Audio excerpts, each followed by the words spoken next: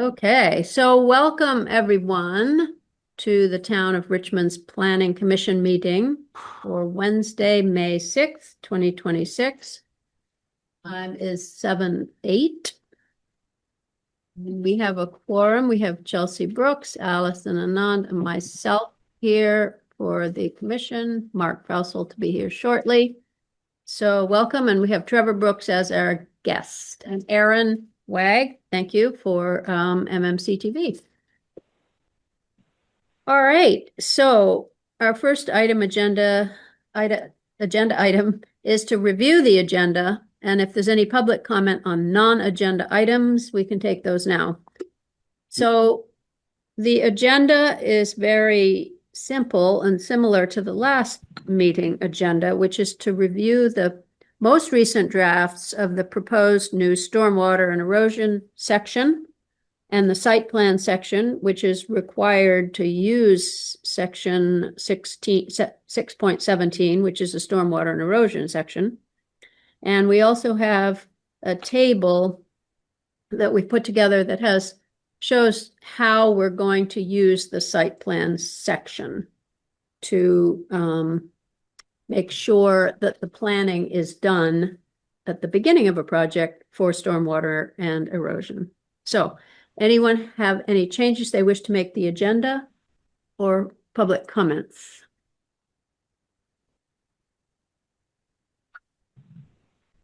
Okay, not hearing any, we will proceed with the published agenda.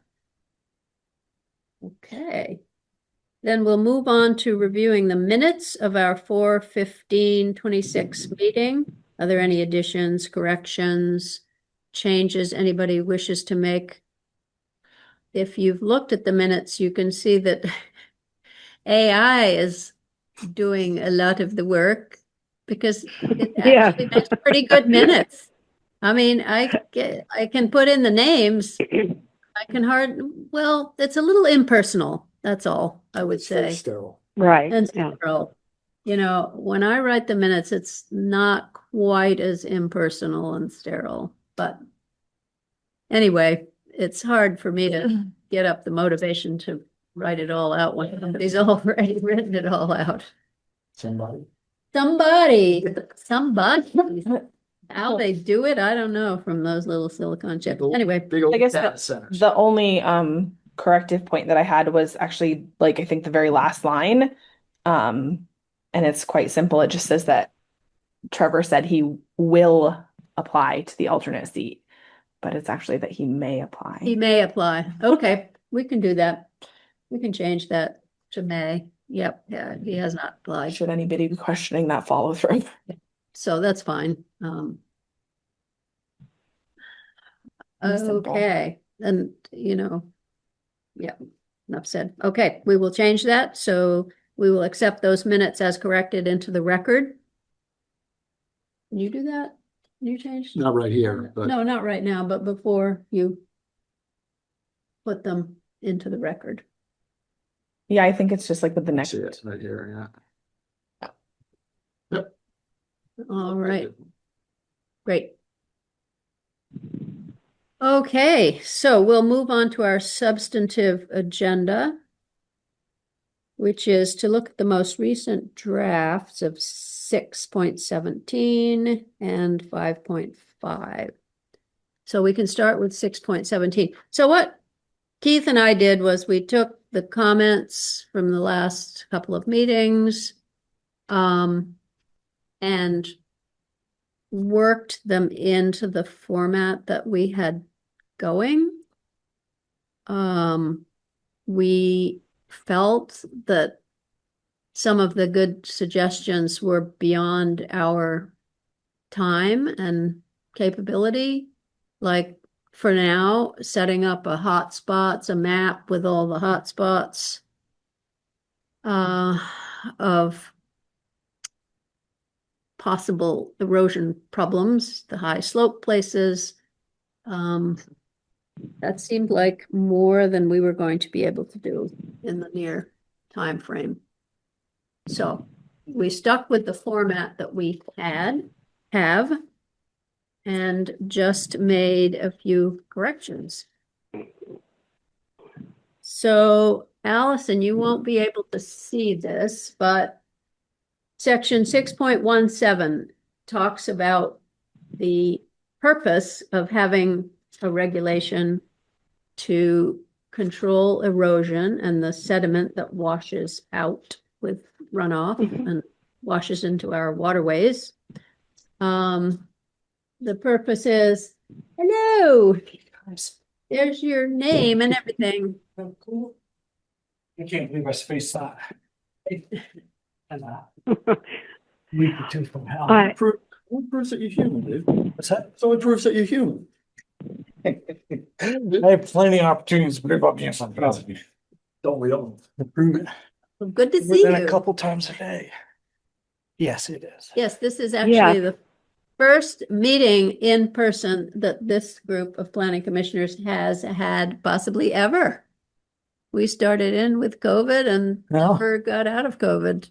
Oh. So, Yeah, I was trying to think the last time I've been down here for that, but yeah, made me think of the old packets we would get yeah. in the manila folders. We had to pick it up by like out in Friday. Yeah, be there. Yep, yeah, everything was on paper. things have changed.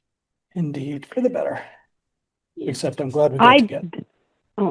Excuse Yes. me. I did miss one meeting because we had said that we were going to not meet on the first of the month last month. I think it was last month.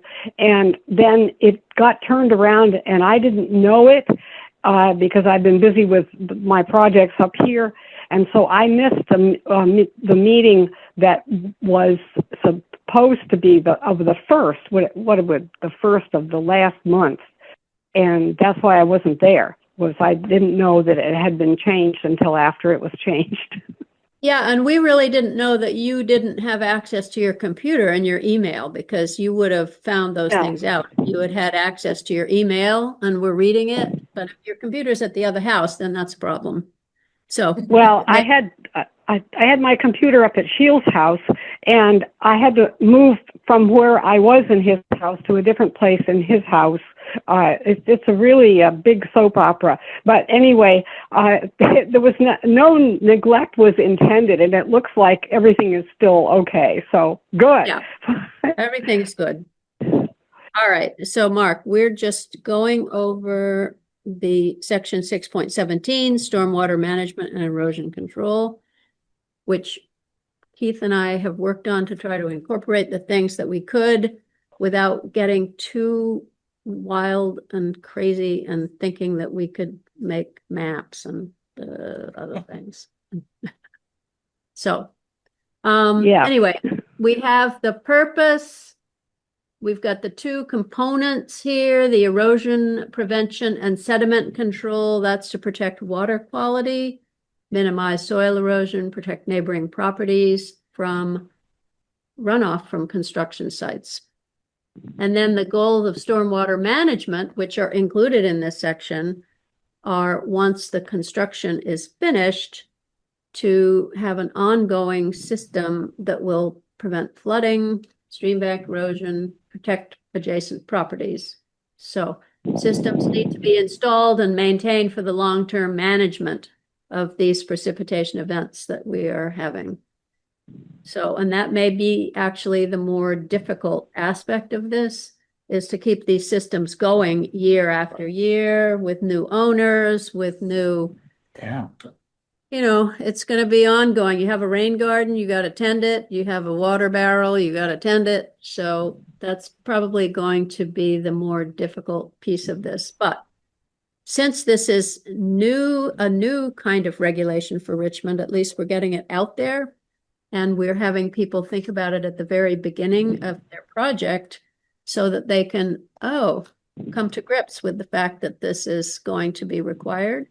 And hopefully some people will make it so and keep up with it. Yeah, I think there's also, I would just add that there's an educational tool to this also with low impact development. That's one of the intents of this, is to get this out there into the public. Right. And just And as, go ahead. go ahead, Allison. Well, Go ahead. I was just saying that a lot of us have not really been familiar with the wording of some of these regulations. And this last year in particular, the weather has been so crazy and so difficult that I think this is a really good thing to start on. And I congratulate you for getting this far, Virginia. Yeah.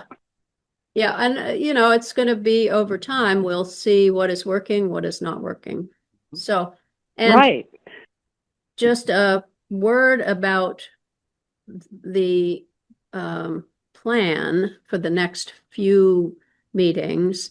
What we would like to do is to have the planning commission really dig in either tonight at our next meeting, on your own, in between meetings, to make any changes that you want. And then the next step is we're going to take it to the DRB and to our zone administrator to see how they feel. Keith is able to make a lot of comments about the administrative work, having been a zoning administrator and in charge of the zoning department. But we would like to get the input from the DRB, and then we will take it to the select board and say, this is what we're working on. This is what we've got so far. We have been to the DRB because I feel they will ask us if we have asked the DRB if they can do this. So next couple of meetings, we want to get our thoughts in order and then go to the DRB and the zoning administrator and then the select board. So Very good idea to reach out. Yeah. And get this on the radar early.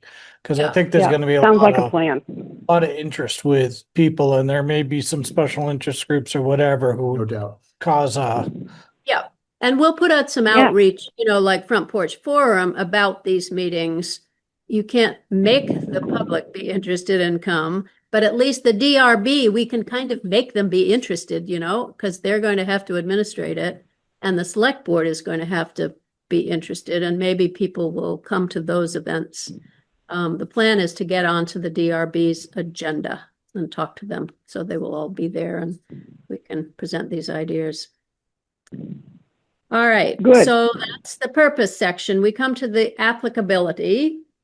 Where does it apply?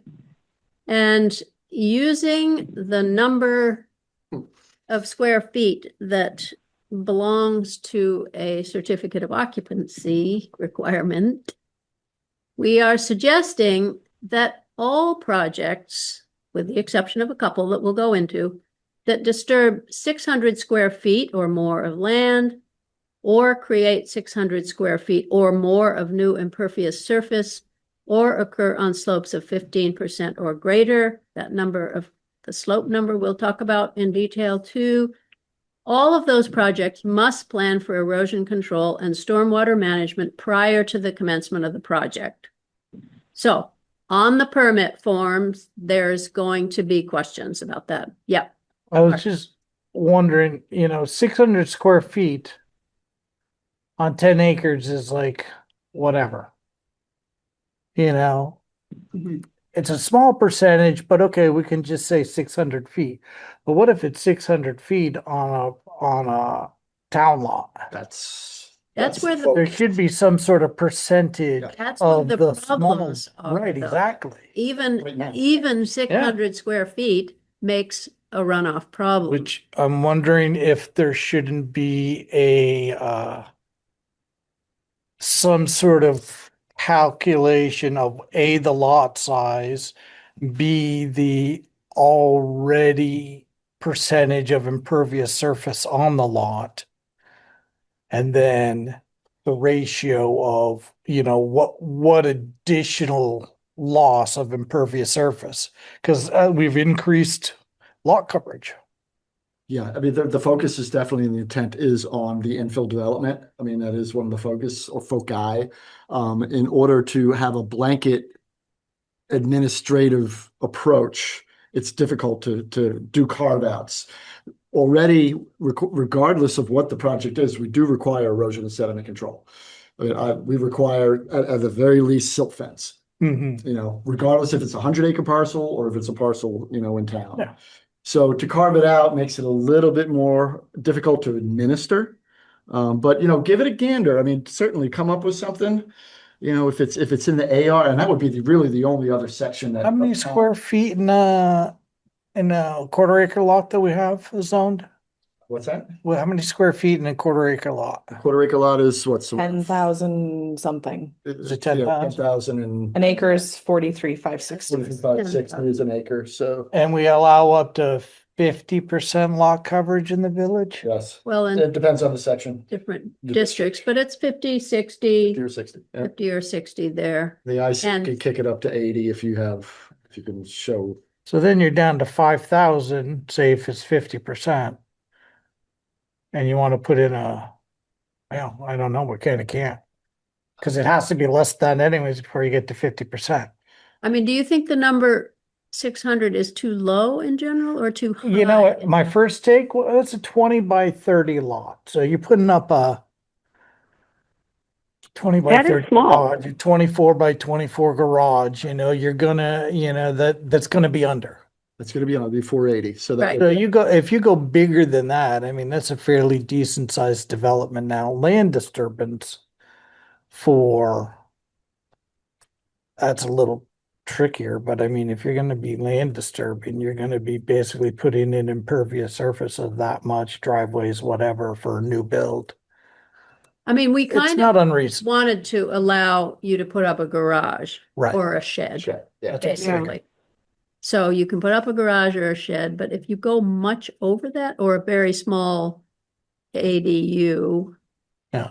But if you gotta have a lot of parking then or something, then you're gonna hit the 600 square feet of impervious, so it's. So you come easier in to and those. you get a permit, soil erosion permit from the zoning administrator, doesn't require DRB still. Correct. And It then- depends on the trigger. But, Small. then the trigger's on, probably get to that, but the trigger's on stormwater management. Just because you put in a 610-foot garage, a big one, It's with a little extra Yeah. driveway or something, it can get 600 there, it can definitely impervious. tip it. Yeah, But that doesn't necessarily automatically mandate a rider that requires stormwater management. What well, it's gonna require something. Yeah, what the 600 square foot does is it gets us back out on property for the CO. You have to go out on the property for a Yeah. certificate of occupancy Yeah. to see if everything's been installed correctly. If it's below that, we don't typically go out. We'll do a stakeout regardless of size. And that's another thing. Into the zoning regulations, that's an internal policy is you have a permit, we're coming out and we're looking to make sure you're putting it in the right place. Yeah.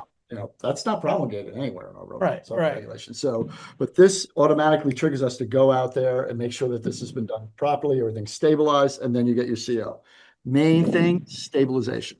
Sure. That's really the big. Sure, you thing. get your grass down, whatever. Well, But- at 600 square feet, you could have a ditch alongside your driveway, for instance. Say you're going to put in a biggish garage, new parking area, new driveway.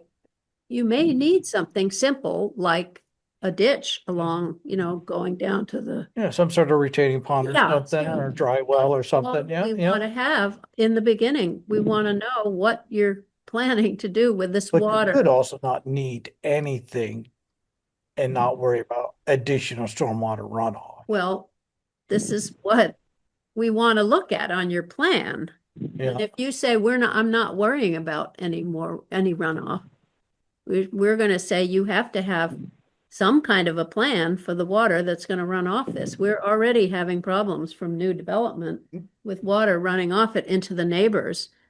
absolutely. And one of the things that we want to But there's gonna be consider is the conditions where closeness. there shouldn't be a permanent rider put on that. If somebody's, and that's where I'm just looking for that kind of interpretive Yep. where, okay, yes, you gotta keep the dirt and silt from going anywhere because you don't want sediment running into something. But when you're talking about a big flat 10-acre lot, how much additional You know, there's gonna be plenty of infiltration Right, there before it will even be leaves the infiltration. That's So a- you'll put don't that on your plan. a long going, You- ongoing permit. You will put that on your plan that the water is, it's flat, it's it's not right next to the neighbor, for instance, Hmm, with your gutter that's coming off this roof, right. going onto your neighbor, all Yeah, these yeah, things are yeah. gonna be looked at. So that's the point of making people have it on their site plan. If there are things like that, then they need to be on the plan. That you're gonna do this. On the site plan, definitely. And the language does state as you go down, and if my office will assist with the design. We're not gonna lean on a layperson who doesn't know these practices. I know the practices, Dante is coming up to speed on the practices when I retire. However, we gotta make sure whoever we hire has some knowledge of these practices. Hmm. I think that's imperative, if not. I think that's it. Yeah. Yeah. Allison interrupting again. I agree with that. I've sometimes said God's owned Richmond. What we've got is steep slopes and a floodplain. It's kind of like one extreme or the other. And some of these projects just take individual engineering, and we should have in our regulations that there's an allowance for that. And I was pondering myself over just how you word that, but I applaud the idea, and I think we should just put it out there and start and keep going. We do have some language later, Allison, about what things need a professionally engineered Yes. plan, which can be hand drawn. But, Right. when I think of lots, I think of the lots going up the Jericho Road that back onto this ravine, basically. Yes. I mean, Yes. to have a plan. What is going to happen to your water? We want to know what's going to happen to your water. So, Yeah. anyway, we have thought about this number quite a bit. If you can figure out how to do it differently, write it up. Okay. Yeah. Anyway, so most projects are going to need a plan if they have these 600 square feet, either of impervious surface or land or slope of 15%. Projects that involve greater than 1 acre of land disturbance or creation of more than a ½ acre of impervious surface must receive state permits. They have to get our permit, and they also have to get a state permit. This is a requirement of the state. That's So that automatically requires the landowner to have those permits in place before they can begin land disturbance. Right. So that's partly true, but that's not entirely accurate statement regarding state permits. And I don't know if we want to cite. What's the accurate? So you can create more than ½ an acre of impervious surface and not need a state permit. Under what circumstances? Under you have some gravel on your lot and then you're expanding on that. The state has, well, I used to call it a loophole because What is that? it was the interpretation Yeah. of Agency of Natural Resources, Department of Environmental Conservation. It's called their expansion thresholds. And it didn't used to specifically be laid out. And so I tried to point it out to them. They didn't give a turd. They blew it off and refused to answer to the legislature, and then went behind closed doors and re-updated their permit. So in December of 2025, they codified the loophole. 1.3 section of the permitting general permit, their new general permit that they published, says the ½ acre threshold does not apply to expansion projects. Okay. So if you have, So if you have 0.1 acres of impervious surface, you can still create a half 0.7 Right. as long as you remain under 1 acre total. So Okay. to call out ½ acre here it's not going to catch, it's not accurate. And I don't think we want to mess with that, because who knows when the state's going to go behind closed doors and change this again. So I think maybe we just say it's the applicant's responsibility to get appropriate state permitting that may apply to their project for stormwater, both, construction and Yeah, I was thinking language would be something along Like that. the lines of, if the state requires a permit for this type of action, I just want to have that in-house before I Correct. release the permit. Yeah, so maybe we just say like it's the applicant's responsibility to consult with the state permitting specialist Which is already. or whatever. Yeah, it says something along those lines. And then just this last part about must receive blah, blah, blah before that. I think that's great. It's just, I don't think we should call out these. Is it true that almost all projects, because that's the other thing that we've done in some areas, is say almost all projects which involve greater than 1 acre of disturbance or creation of more than 1/2 acre Yeah. must meet these requirements and must receive state permits. And then we can put something in about people are required to get their own state permits, but that kind of gives people an idea of what the state, I mean, this is, as Keith said, educational as well. And it kind of gives people an idea, oh, actually, I have this big project, blah, blah, blah. So if it's the case that almost all projects or most projects which involve greater than 1 acre, if that is a true statement, I would like to put something like that. The 1 acre is accurate. The It's still disturbance like the threshold is condition. presently accurate. Because your point is that the state could go and change something. Absolutely. And if it's in our books, we have to rewrite it, we have to track it and make sure that we update it, Yeah. which we probably would, but still, if we put those conditionals that you're talking about, Virginia, Yeah, where I agree in that most cases, right. these would require state, however, it's your responsibility Right. to ensure that you're adhering to state permits and that they must all be in place prior to the development. That's the big difference right there, is they must be all in place. it could say something along the lines of like, if you're looking, Virginia, to sort of have a teaching moment, like educational, it Yeah. could say like often larger scale projects, sort of just imply that like, hey, if you're looking at a bigger project, there's some more for you to look at. Well, and There's some different larger- wording that can like push them to like, hey, you need to look at this. Kind of wanted to give people an idea of what those larger mean. Yeah. Well, chances are there's a I don't think that codified isn't in gonna our zoning change that regs much. is a place for to call out the numbers.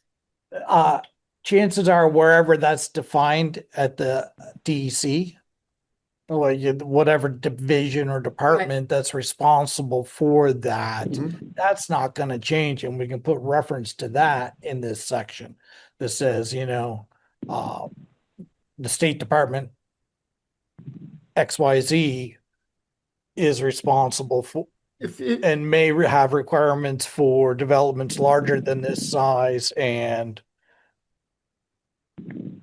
check with them for state permit requirements before. I think that's a good idea. Well, somebody want to go ahead and write that up and get that to us? Sure. That would be fantastic. I know there's a lot of different things. Oh, that this just has get been thrown out. changed.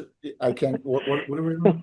Rev 13? Yeah, it's, And the thing about the 600 feet too is, maybe it's a little low, but on the other hand, let's see, we're gonna hear back. Gotta start somewhere. We're gonna hear back from people, and if everybody starts squawking at 600, then You still need a CO regardless. kind of the reason we started low was because these are the problems that we're actually having. right. Maybe we start lower, like at 100, and then people complain, and we'll settle for 600. It's a strategy. It's a strategy. No, I mean, no. we've used this strategy before. So in chat, Trevor actually brought up a valid point, I think, that the application could have the current thresholds.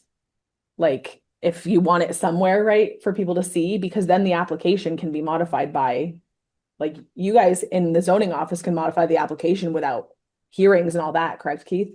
The applications, yeah, that's our Yeah. task, is our Yeah. task there, yep.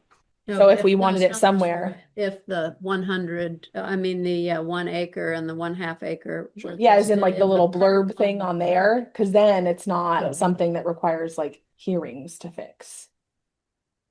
Yeah, there'll be triggers on the hearings, as you know, 10,000 square feet of impervious or 20,000 square. No, I mean hearings to update the zoning regs. Like, so I see. rather than putting the 1 acre and the half-acre in the zoning regs and then having to fix it with a potential hearing and this and that and the hoopla, it could be in that. Point taken, yes. The So it's so nebulous that we're not, so we don't have to, yeah, no, that makes a lot of sense. Okay, just so it's not so nebulous that people can't get Yeah. a grip on it. Okay, so we can change that statement to be projects involving larger areas of disturbance or creation of larger areas of impervious surfaces may require state permits and It is the applicant. See, applicants' see website, you know, see responsibilities. Department of Vermont, Yeah. DEC, Yeah, Use your link. Stormwater, right, here's your link. I mean, the zoning department is still gonna have to keep up with all that because they're gonna have to know when they show that there's this amount of disturbed land proposed on their site plan, that does require a state permit. Right, and we would require the communications from A&R with that landowner or with us in that case. And that would be put into the file. And that's what we do now. Mhm. Okay, I think that makes sense. okay. Very good. Would, Yes, definitely. okay.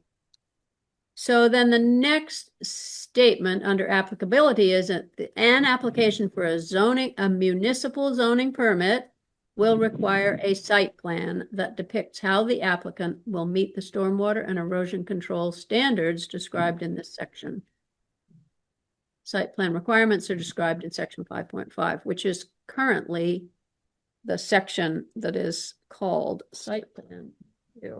So that seemed like a good place to put it. Yeah, and just for everybody's edification, that all permits require a site plan. Not necessarily require a site plan review, but they require some form of a site plan. Mhm. It's on the permit, it's in a grid. Or you can submit one. It doesn't have to be on the actual permit that we provide. So, Okay. And the confusion that there has been around this is that a site plan review is really the site plans that have to go to the DRB.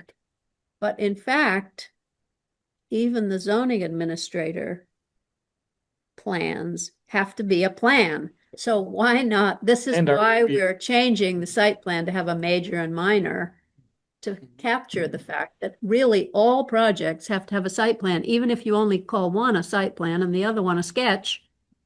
They're all site plans. Yeah, yeah, even if it's below 600 square feet, right. gotta show us where, the setbacks and all the other good stuff, so. Yeah, and we'll get into this more, but we need to allow for the uses that are going for conditional review, which there's no land disturbance, like a home occupation, or Right. you're changing the use of something.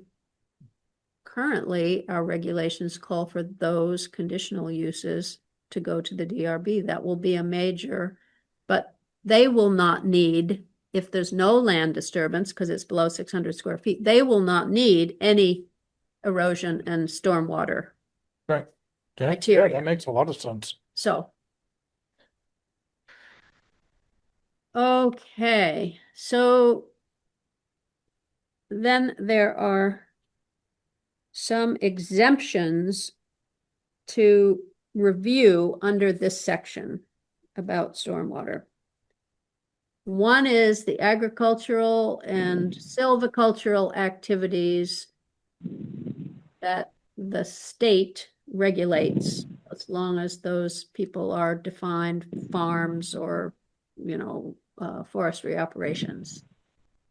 Because we are not allowed at the moment anyway to regulate those activities that are covered by another set of regulations, the state's regulations for water quality in particular. Also exempt are emergency repairs or maintenance.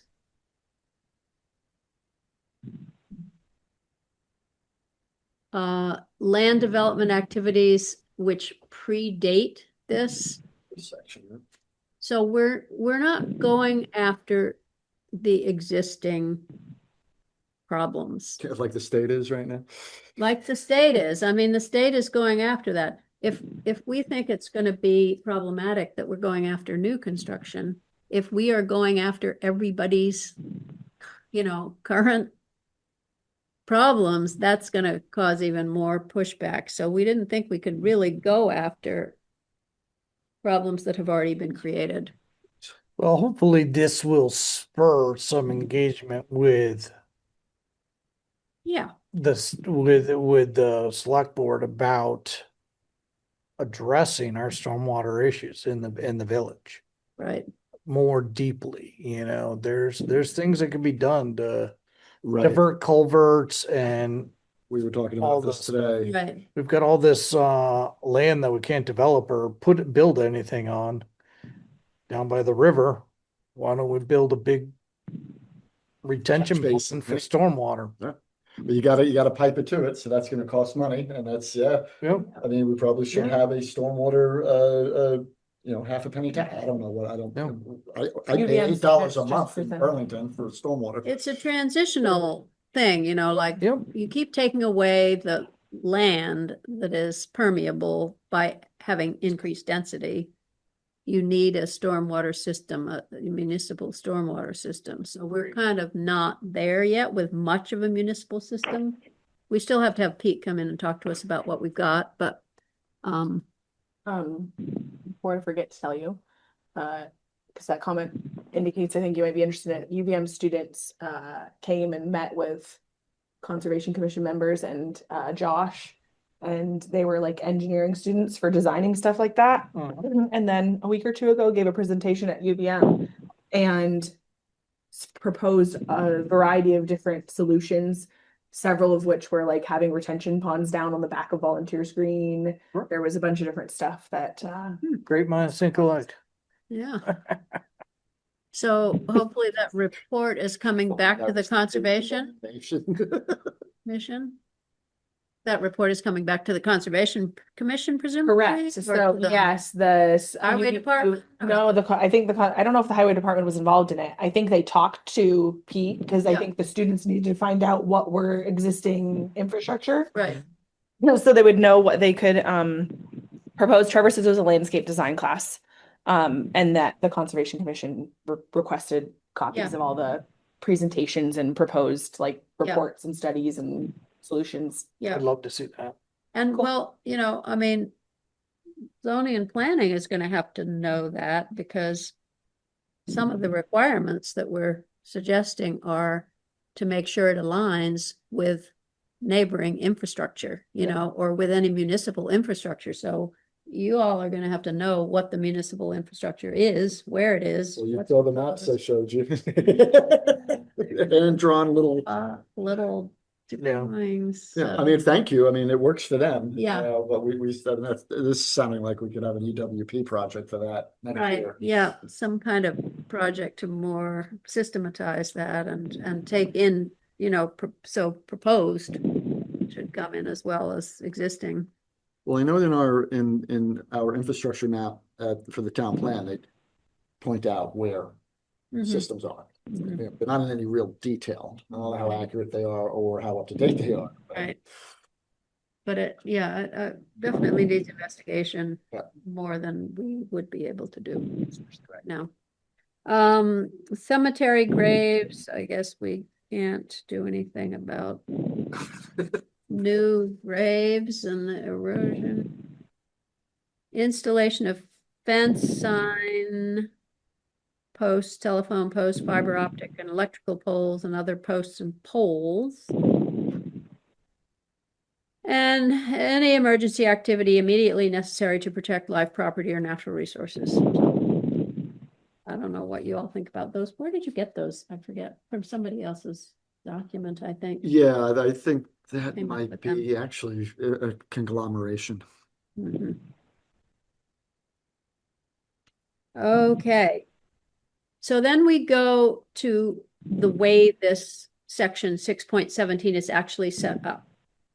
It's set up to talk about 3 different stages: the planning stage or pre-construction, the construction phase or stage and the post-construction stage, which is the stormwater management. The construction is the erosion and sedimentation plan. Pre-construction is the site plan. It's the planning phase. And we will talk more about that when we talk about site plan section 5.5. But we want, you know, one of the reasons that we sort of focus on the planning phase is because we're not anticipating there's going to be a lot of enforcement. So what we want is it to be written down what you plan to do in the beginning. And we can look at it in the beginning and see if it looks like it's suitable. And then, you know, it will be on paper. So if there are problems later, we can see what you have said you would do. You were going to put a ditch here. You didn't put a ditch here. You know, you need to put the ditch here, whatever. Absolutely. All right. And then it talks about the materials that you can use to understand this. And it means, you know, for people, that's going to be a little more reading for applicants. You're going to have to do some of this reading to figure out. And over time, we'll see what comes in. Yeah, this is what staff will be utilizing. You know, staff is going to be utilizing this. And if people say, well, I have no idea what to do about erosion prevention or stormwater management, then the staff is going to be helpful and show them where to get the information. We're not under any illusion that we're going to be doing the majority of the designing here for the layperson. I mean, for the small projects, it's not that big of a deal. It really is. And it's a suite of low impact development practices, best managed practices we can utilize. It's my 2 cents. Yeah. And you know, it's new for people. So they're going to go blah first, and then they will, you know, we'll see what starts to come in. So pre-construction requirements, you have to make plans to control erosion while you're constructing, and you protect the natural site features that are going to aid in stormwater management, because if you don't protect those features, you will have more mitigation that you have to do. So the site plan accompanying the application will depict the methods that are proposed to fulfill these requirements and guidelines. And this section 6.17, each one of those 3 stages of development has some requirements and some guidelines. So everything is not going to be required. Some things are just going to be suggested that you do this. And those we're calling guidelines. So pre-construction requirements are, you have to provide the site plan. That's number 1. You have to show what you're going to do. And the administrative officer, the zoning administrator, is going to assist you in deciding whether it's a major or minor, which we're going to talk about when we talk about 5.5. Okay. Then the second thing you are required to do is to contact the Agency of Natural Resources. And does everybody have to do that? Yes, everybody has to do that, because you need to know if you're All it is being required Right. for permits. This is where that navigator thing it's comes in. a portal. It's It's really a all it is. portal to tell you if you need permits. And, you know, if you're over an acre or whatever, you will need this permit or whatever. And that second sentence under requirements have to be corrected to match the way we wrote it up above. This also says more than 1 acre of land or more than a half acre of impervious surface. So this will We've have got to make it align. Yeah. Where do we have that down somewhere else? Is that, oh, that's on the triggers. Well, it's up above in the applicability. Yeah, I saw that. So, yeah, it's gonna come up again, yeah. Then, while in your planning, you have to engage DigSafe to locate underground utilities prior to the commencement of land. Everybody has to do that, right? Oh, yes. If you're gonna dig in the ground, you have to engage DigSafe. And that's on the permit right now. They need to just get a permit number for them. So, and if you want to put, if it's hand drawn, because it doesn't meet the high trigger for a professionally drawn plan, if it's a hand drawn, which we're allowing for the smaller projects, you have to let the planning department know that you've engaged DigSafe, but apparently they don't have to come out until, they have to have a number before the permit is released. Is that the way we're doing it? They have to have the number on the permit currently. I'm not going to go chasing DigSafe, I'll tell you that. Okay. We have so- dig safe requirements in the current regs. I'm sorry. I was a question. I said, we have dig safe requirements in the current regs. Do we have DigSafe requirements? Yeah, I believe it's part of the section 8. Not that anybody shouldn't It doesn't come up contact as DigSafe if they do anything. That's dig ridiculous safe. not to, but Digging in the ground. I The mean, I'm question is- searching just dig and safe as two separate words and then dig safe as one word. It might not show up, but it's on the applications. I know that. And Yeah, I mean, I don't, so this is like what, who came to our meeting last time? Or- John John Lynn So, complained that there wasn't really enough time after you well, I mean, engaged DigSafe before you got your permit. It might take months, Yeah. and I then mean, he has a pretty valid point. I think that, this is why we need to specify when exactly you need that DigSafe number. well, I think I think this makes sense. The way it's worded here, engage dig safe prior to the commencement of land disturbance. That doesn't mean you have to have dig safe come out before your permit is issued. It just means you have to do it before you start digging.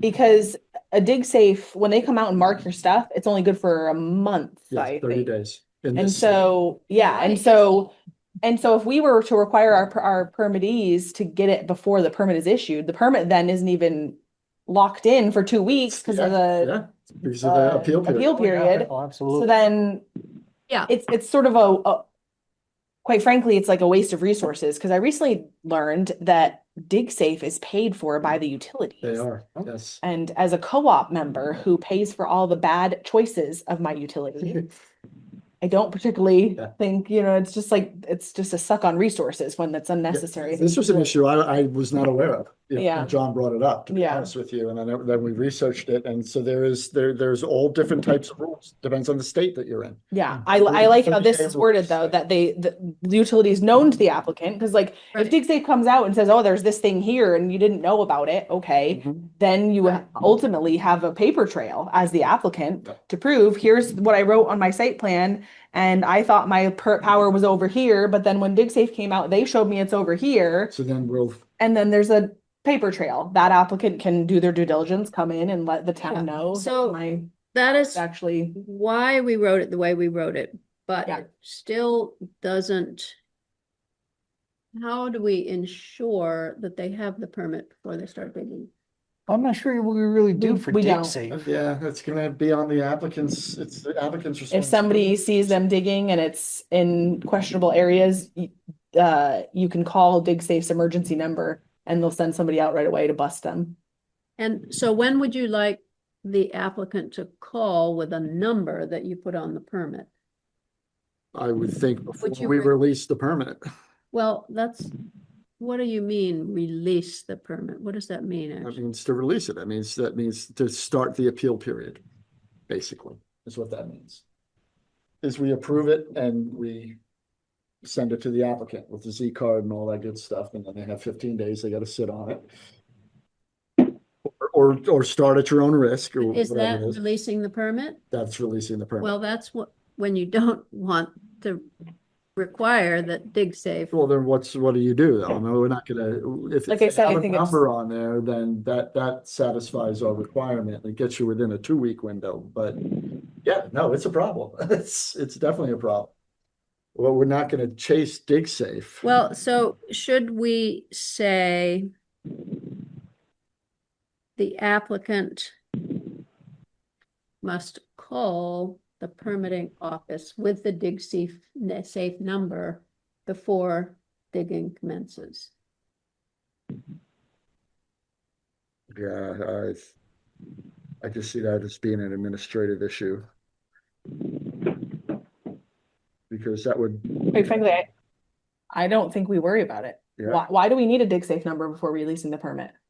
It's not like we're covering our butts for any reason. It's not our liability, Completely on them. The homeowner not the town's breaks a liability. line, they're liable for it on their own private property, not in the right of ways, but on their own private property. that's You don't- crossed my you- mind, but boy, I don't feel good about that.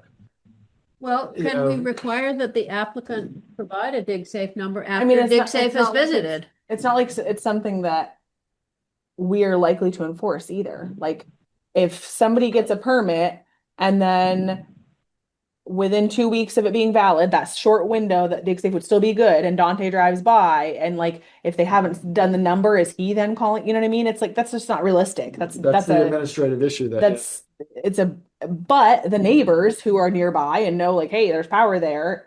Like I said, there you can call dig safe and they send somebody out. I never knew that there was a 30-day limit on it, man. Yeah. It doesn't make much sense. People are gonna go. Well, that's because, you change know, like, the your utilities power within might 30 days. Move in the ground. But that Might permit, move. Just kidding, that's sarcasm.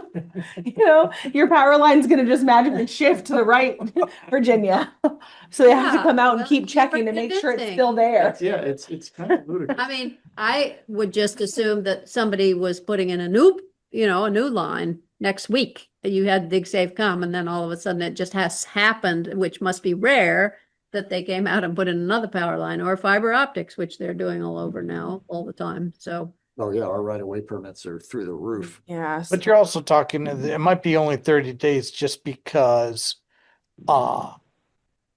in like right of ways and things like that, there may be totally different independent organizations wanting to dig in the same spot Yeah, it's 30 days apart. So you have to, you should get a re-permitted, reassessed yeah. area if it's been more than 30 days, because somebody else independently may have already had dig safe come out and laid a line. But And those markings are good, for about a month. That's about all they last. I think if Chelsea is to a certain is right. I mean, why do we care? Well, I mean, Yeah, I yeah, don't so care. Trevor says, they email you once you but make I- it. I would hate to see somebody's power be cut because, well, it wouldn't be pointing our fingers at us. So I think we should at least inform the applicant that they are not necessarily required to call dig safe, although by state statute they are. I think the we way can it's, rec- I think the way it's worded, we it's, can say they should do it, but it doesn't have to be on the permit, because if they screw it up, it's on them. Okay. And I think it's a courtesy, kind of like putting in the DEC website for the stormwater runoff division to to look it up. Yeah. And just as a courtesy to somebody who's utterly clueless and just decides to, I don't know. Can't imagine anybody Yeah, not and this- knowing to use dig safe, but I suppose. Yeah. Good with that. well, Yep. and what Trevor just said about like, they could forward the email. That could be sort of similar to what we were saying earlier on the application about like, the state stuff, having that part of the application, so it's not in the regs. Same thing, dig safe, it could just say like, if like forward your dig safe to the zoning office when you receive it. A simple statement like that could be on the application. That way the zoning office, not because we're planning to like go out and look, but more so when people are calling and saying, hey, what's going on? They're digging, that's kind of near my power. Did they call? You know what I mean? Like if they call the zoning office No, first we would calling dig safe, Seemed like then the we have zoning the office- information. the zoning office would already know, yep. Yep, they already. I just looked in the file and they forwarded me the email. Yep. And then when they don't forward the email, are they still going to point the finger at us? Well, no, because then if they don't forward the email, the zoning office say, no, I don't have anything in the file. I suggest you call dig safe.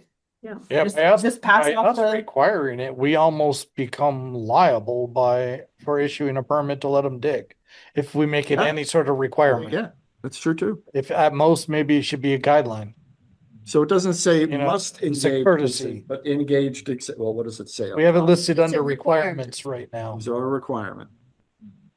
I mean, I Take think it out of this just- requirements, put it in a think that- guideline and say, Does that you make know, us liable? here's common sense. I don't think legally anybody could come on the town for that because it's a state, like DIGSA's a state program. Like, It is, but we're saying it's a requirement and we Yeah. didn't require it. mhm. You know, we didn't have any. Yeah. And you know, Yeah, that's okay. true. I think we could, yeah. Well, and since now we're talking about pre-construction Planning. planning, technically engaging DigSafe isn't pre-construction, it's construction. The point you just made actually just made, it No, could be in it's- section, It's before construction. Yeah, you can't be putting anything. It's into the not ground. during construction, it's before construction, but we could put it under the guidelines. yeah. Guideline is to engage DigSafe, but As opposed to it being a requirement. Mhm. do we want utilities known to the applicant should be included on the site plan? Well, I think that's subjective. You're hoping they know what they're talking about, but that's again, not our issue. It is if it's in our infrastructure, if it's in our right of ways, being the town, you know, but if it's on your property, that's your issue. But I think it comes into play when that being part of the site plan is also where I said the permit application right now says you have to list known utilities. I don't think we should get rid of that. I think that's important. And you have to have a dig safe number if you're disturbing land. It's on the permit, right? I think that I don't know if it should be. I agree. I don't think it should be either. I don't remember seeing that anywhere. That's crazy. Anyway, I think that the utilities known should be on the plan if they know them. Obviously, there's things that people don't know, but again, this is a snapshot in time of what the person knows. And other parts of our zoning, like, look back to that.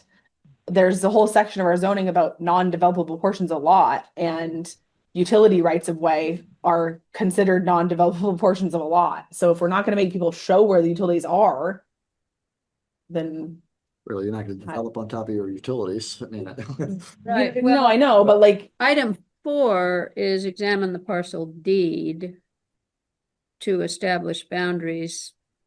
Utility easements, we could put and other relevant information. We could put it in there. How enforceable are There's guidelines? Guidelines are not enforceable. Yeah.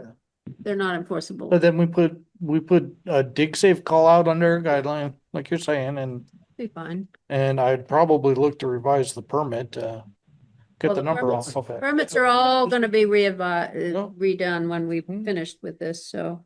So guidelines, add, guidelines. engage, dig safe.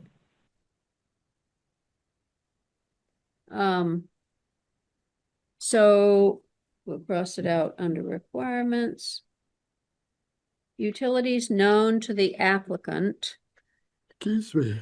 Goodness gracious. It's the easements that we're concerned about. Is it the easements that we're concerned about? I'm not overly concerned about easements. I mean, as far as it being part of. Well, you have to put the easements on, come on. We don't do it now.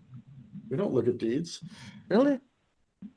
No requirement. I think the current application says easements Oh, it might have. on that little thing that says you have to provide a drawing that shows this stuff. I think easements. It does, it does say, yeah, it does say easements, but we're not looking at deeds. So it's up to the applicant to Well, provide that right, I mean, information. You have to examine the Precisely. parcel deed to find out where the easements are, But right? not the zoning office. That's the applicant's responsibility. Right.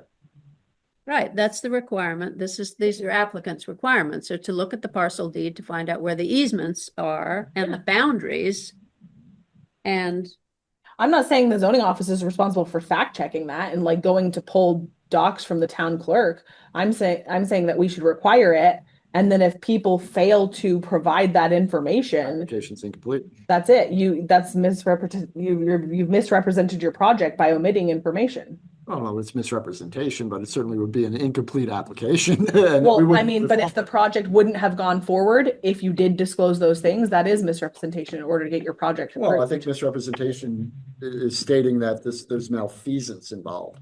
The person may not be able to read a deed. I don't know. Mhm. That's, I don't think most cases it's not malfeasance involved. It's oversight, Right. but But that's on them.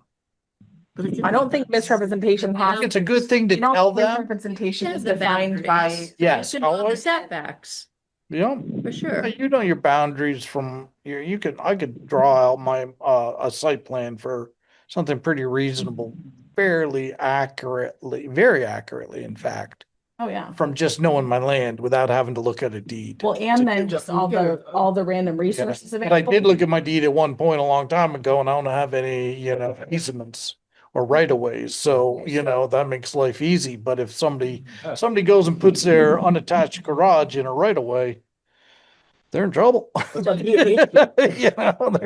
gonna be tearing down their, The requirement could say, show the parcel boundaries and the easements and any other relevant information. And if you need to examine the parcel deed, you may need to examine the parcel deed for this information. yes.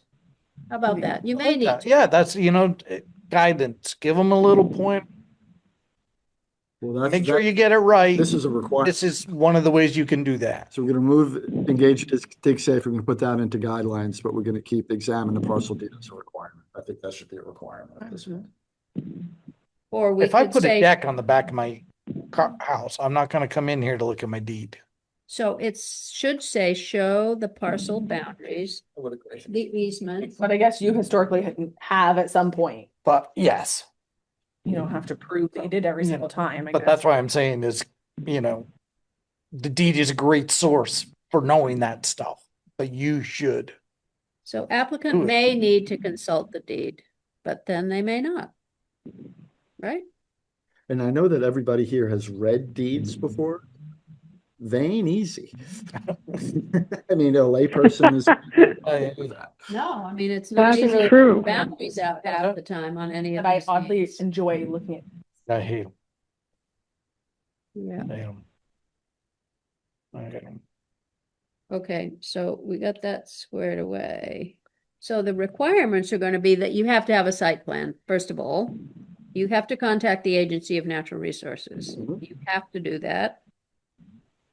And you have to show the parcel boundary on the plan. Parcel boundary, easements, anything else that you might Right of get off? ways? Do you need Rights to of call out way, right of ways? rights It's of pretty way. much the same thing as an easement. I don't know. I don't think so, but we can put right of ways if we want more ink. Is it already on the site plan? Like does section 5.5 already call out that your site plan has to have right of ways, utilities? We'll have to, when we go to Easement. 5.5, we'll have to see if it's on there already. Okay. So, okay, the applicant may need to consult the deed. And then about dig safe, we could put the applicant may wish to report this to the office. If you are a smart If applicant. they want. They may, when they've had dig safe out, they may want to report this so that the planning office is aware that it's been done, but it's a may. It's under guidelines. Yeah, under guidelines, it can just say, yeah, something along the lines of after engaging dig safe, So to answer the your question, applicant can. that's your question. They wish to report it so that the planning commission, the office is aware that it has happened. That's the neighbor's question.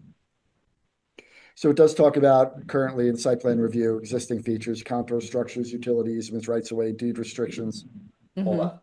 Yeah, okay. All right. We don't necessarily need it in there. So basically, the only things you really are required to do in the planning phase are make a site plan, putting all the information that we require in section 5.5 on it, and contacting the Agency of Natural Resources. Mhm. All right. So Does, Keith, does the site plan section call out the permit navigator, or is this item number 2 meant to be essentially the permit navigator? The permit navigator is on the permits, the permits, I think it's in the permitting section. The call out for the permit navigator. In like 8 or whatever that Yeah, section it's is? Okay. It's What are we kind talking of about, buried permit also. navigator? So the state has this thing, it's like a questionnaire. It's Mhm. called the Permit Navigator. You go on it, you put in your SPAN number for your parcel and you say what you're doing. And it's a sort of across the board, all of ANR's permitting jurisdiction. It lets you know, not for sure what permits you'll need, but like you may need this, you may have that, you should like if you go on it and tell them like, oh yeah, I can't walk on half of my parcel and it's a swamp. Then they'll say like, hey, maybe you need a wetlands permit. You should reach out to the wetland program. And it gives like contact information. The purpose of me asking this question was sort of just clarification on, are we on item 2, are we essentially advising folks to do the permit navigator and provide us with that? Or is this just like the natural resource information that the site plan requires, you need to get that from ANR? And to see. Because that's essentially how it's worded. The natural resource information for the site plan, you need to contact ANR to locate that. Mm-hmm. So there's You see what I'm certain, saying? Well,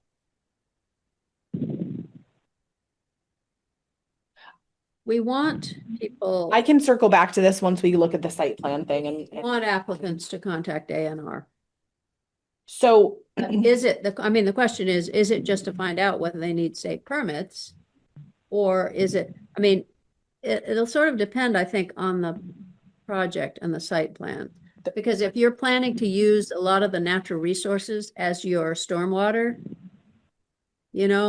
then you will want to find out where they are, where those things are. If you're planning to use them like permeable land with trees on it, for instance, whatever you're going to do, you're going to have to find out where that is if that's what you're planning to right. use. Another spot for a hyperlink. So the reason I bring this up is kind of severalfold. I'll try to explain. Agency of Natural Resources is not the easiest department to engage, get responses from, or work with. And for us to just say, contact them versus use these tools, like that's kind of I just don't love that sort of requirement because it's like, what does that mean to Where else would you go then? Well, no, so I'm thinking rather than saying just blanket contact ANR, because to me that like sort of if I read that, I would think that means I need to call somebody at ANR or I need to email them and I need to get a personal opinion on like, do I have XYZ on my parcel? Yeah. I think this should say complete the permit navigator and use those results and reference the ANR Atlas maps to determine utilize these tools to then inform your site plan. Well, I think replacing the word contact with like utilize might capture all that. You could say utilize the Agency of Natural Resources tools such as the permit navigator and the ANR Atlas. Of course, the ANR maps are not the easiest thing in the world to use either. No, but then the zoning office could assist somebody. Why we're there. Yeah. It's why we're there. We do that with every applicant. For somebody who knows how to use them, they are quite simple. Yeah, we obviously we use definitely there's that hurdle of once you get through, go to the layer section, you're in golden territory. Yeah. It's amazing the amount of information that's there. Yeah, And they are cross-reference over agencies too, as I'm seeing, as I'm Mm-hmm. doing with CCRCP, and they all, everything is meshing at least. Mm-hmm. They're not in silos, and that's good. Okay, so utilize the Agency of Natural Resources tools. Such as the ANR Atlas. I know there's separate maps for deer wintering yards, but that's even on that. That's even on the ANR Atlas at this point. It's Yeah, you could- navigating on it, I think. Yeah. And all three There's the types of Atlas. wetlands. They have some stuff on the BioFinder that's not on the Atlas, but that's a true. lot more like I forgot about the BioFinder. Yeah. fine-tuned. Yeah. I mean, it doesn't hurt to even mention that, I guess. You could just say ANR Atlas, BioFinder. People tend to balk a bit more at that one because it sounds more Staff is here to assist. to But I do want that plaxing out there, is that staff is here to assist. We're not putting up roadblocks, although some people will think we are. Okay, so utilize the Agency of Natural Resources tools such as the Permit Navigator and the ANR Atlas to Learn stuff. Locate natural resource information. Yeah, yeah. the locate rest of natural that makes- resources Yeah. and just, you know, find if you. Yeah, it makes determine- sense because then and seek state permitting if required. That sort of looks back to the permit navigator. Oh my goodness. Because the permit navigator will help them to see like what might I need. And That seems like a really functional word that should be in there somewhere. what? Permit navigator, Yeah, we'll put that in there. a term, just as like, oh, okay, if I get on A&R and Google permit navigator, it's gonna bring me to a spot that is really gonna help me do the And legwork. Atlas gets you right where you need to And go. this is Atlas another reference too specifically. case where this has to be, the state permits have to be obtained before the commencement of land disturbance. But we don't have any way of making that so. You know, we have a way of saying you, but we can't really say, right, that you have to have the permits in hand before you have a permit, a municipal permit. We cannot hold the municipal permit until you have the state permits, except for wastewater. Who says? Technically, we can, I think. Some, Any preclusion? It's yeah, I don't think there's promulgated. anything in legislature. Okay, yeah, this is the question that we always discuss, whether you can require. So the way it's needed, with the way it says it here is they shall be obtained before the commencement of land disturbance, but maybe we just want to leave that out and say you have to have this on your site plan. And No, you I- have to I have like- these permit, you have to have permits if you need them from the state before you get a municipal permit. No, I like the commencement of land disturbance thing because it does put some like, don't do this or else into You people cannot. and We then can say that, but we don't have I to forwarded make sure to that they Keith do a it. couple of weeks ago or months ago, I don't know when it was.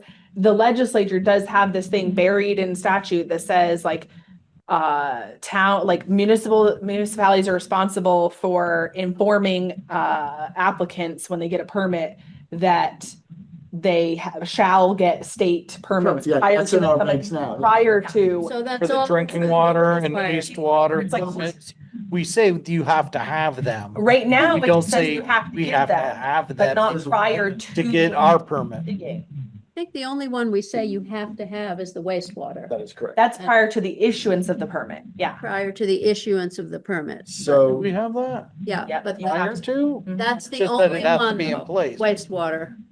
And then it goes on to say local permits do not absolve the applicant from obtaining applicable state and federal permits. I think the logic Just behind the so weak. wastewater one. It is. But, you know, that's the state's problem. We don't have any jurisdiction over No, we don't. state permits. No, So but we why have, claim to be? but we do have jurisdiction over releasing our permits. Well, this Or do- releasing the permit is a term that, Approving, it's the same thing. okay, so let's, because it sounds like you're saying that there's the permit that is issued, and then at some point in the future, you release the permit. No, that's not Okay, so let's not use release the permit. approve. Okay, That's so fine. once the people have the permit. They we have are it. Requiring that they have the state permits at that point. Is that Oh, correct? Right, and I think that Except for Chelsea's saying wastewater. prior to commencement of development, those permits need to be in place. But Well, And we then don't you're have gonna any be control. responsible for finding out what Choose- state choose whether or permits not they we have need. control. You're going to be responsible for finding out what state permits are required for that property. If it's a state permit, we're not involved in it. no, we're not involved in the oversight of it.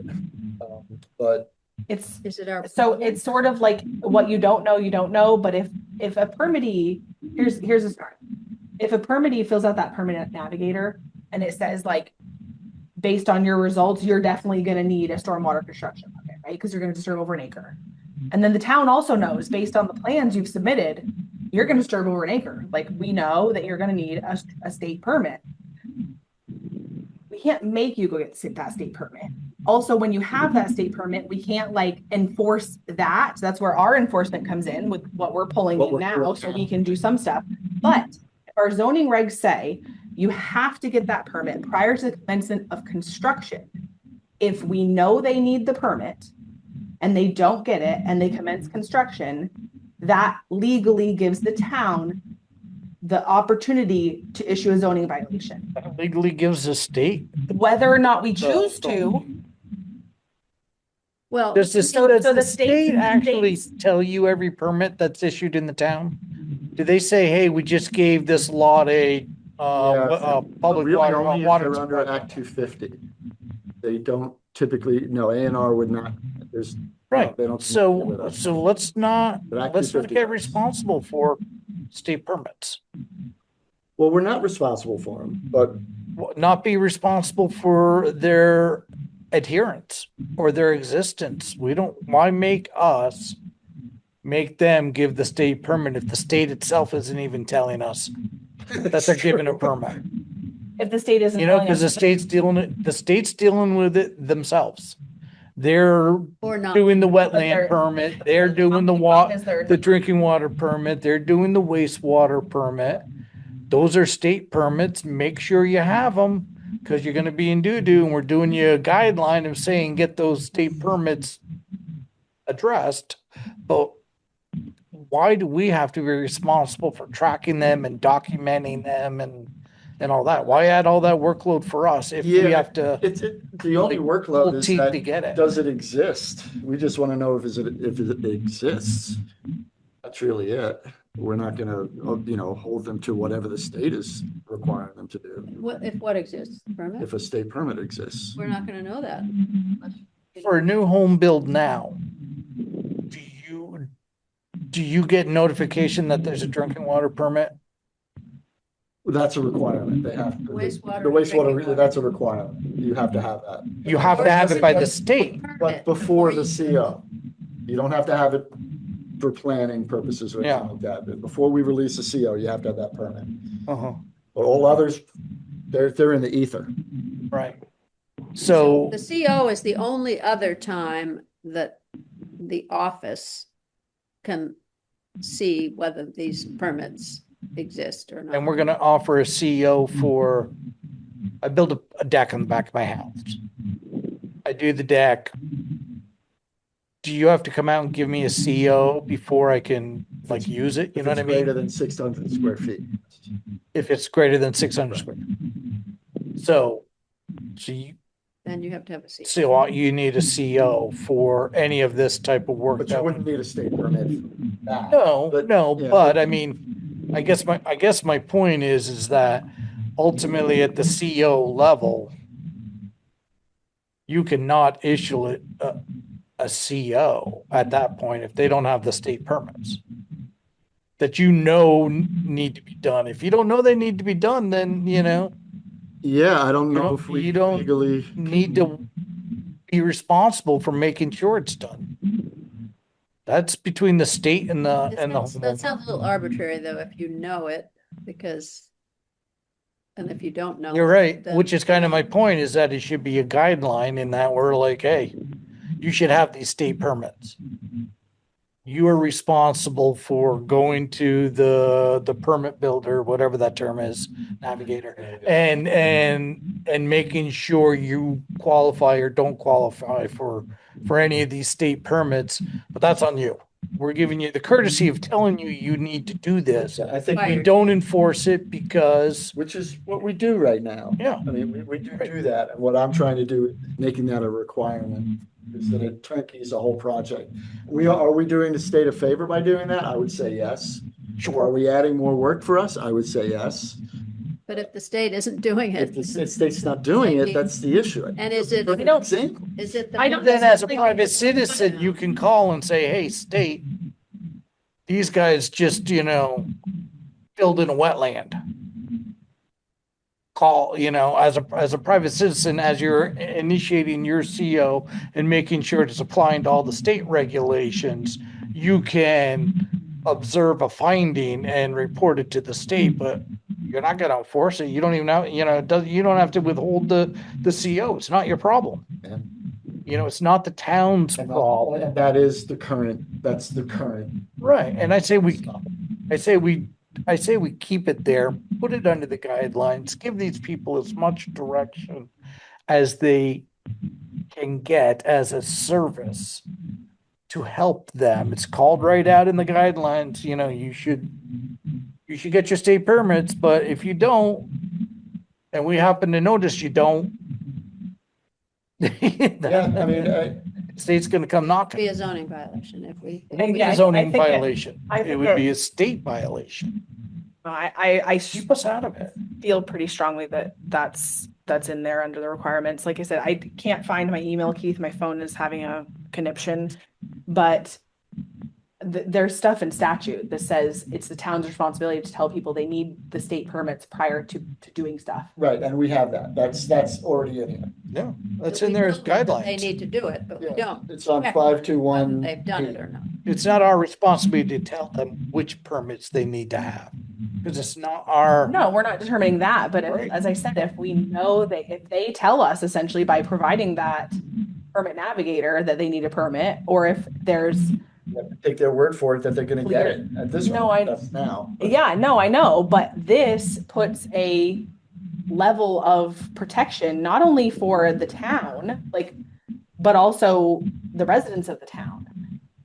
Having it say prior to construction, where I said earlier, that gives the town teeth, as Keith likes to say, that's like the word, right? To issue a zoning violation. Are we going to issue zoning violations for that? No. Probably not. However, because that's going to require us to issue a zoning violation, jump into that pot. Maybe we do, maybe we don't, depends on if somebody requests it. However, at the CO level, it allows us to withhold the CO if they don't. That's our only country. Well, but I think that's important because quite frankly, some of these state permits people should be getting might be things that would protect municipal infrastructure. And by not getting them or whatnot, they're blowing out the town roads. For the neighbors, I mean, what if the deck that you put up was on? And so it's just like one extra layer of things that's like, well, That's sort of Well, our I think problem. as we go through this section, you'll see that we have a major site plan. And if that major site plan is part of this permit, we now have the ability to not necessarily issue violations, but that's the last resort.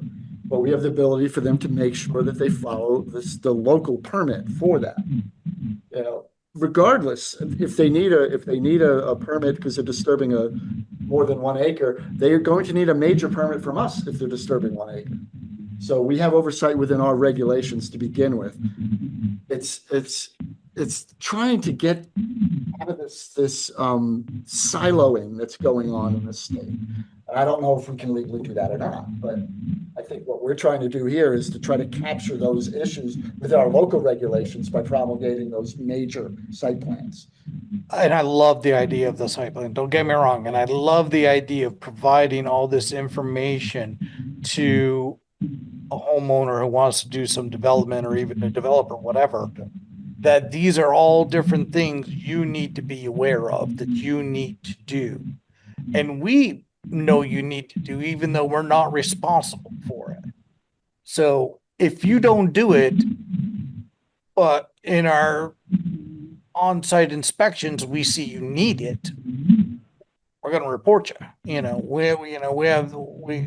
Something like Yeah, that, but I mean, if rather than being But if responsible they're for it going, if they're itself. going to disturb an acre, or if they're going to have, well, in our case, it's 20,000 square feet of disturbance is a major site plan. Yeah. And 10,000 square feet of new impervious is a major site plan. That's gonna be a permit, which we have oversight over, Mhm. all the way up to the 1 acre disturbance.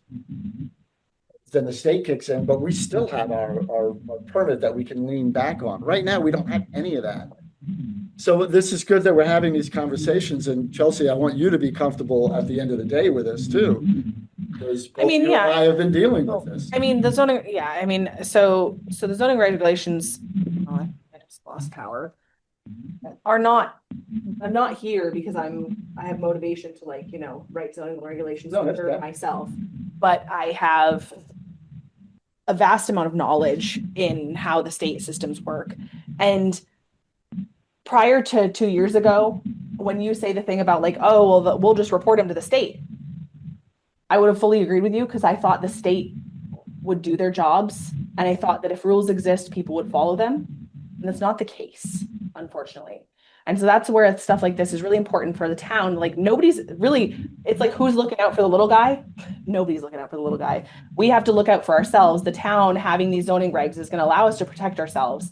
The state doesn't have, quite frankly, the state has like one employee to review all of the, like, once you have a stormwater permit, if somebody says, oh, you did it wrong, the state has one person for the whole like huge Chittenden County. Her name's Taylor Flanagan. And like, how can you expect one person to review all this stuff, to make sure it's all done right? Like, it's outrageous. On the state's website, it literally says, we rely on you, the people, to be our eyes, and please report things to us that you see are wrong. And so I'm all that's, over that. well, and then but the town jumping into reporting their own citizens, I feel like that's more of a, I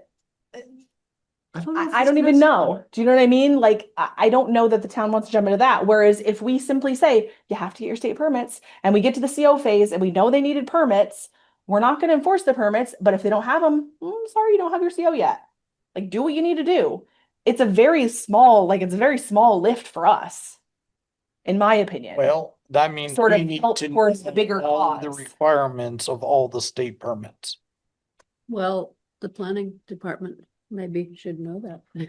Well, because the permit navigator will tell us. Oh. So, Are they required to submit but a permit? we're promulgating rules I think the application says it. on now. stormwater and erosion and They sedimentation. should be required. That we have it, we issue the permit, we have the authority to ensure that that permit is followed. Right now, we don't have that, but that's what we're promulgating now. I don't think a discussion with the state or having the state requirements is really going to change anything. Because we're already have the authority under our permit that we released, if this goes through. If our new 617 goes through. We are now the permitting authority. Right, So for we- responsibilities, for the stuff that we're responsible. If this is promulgated. Yes, If and not, then I would be all over what Chelsea's saying, is we need to require, that you get your state permit if you're disturbing more than an acre. Right now, we don't have that. We rely on the state, and that's the siloing that's driving me crazy. Mhm.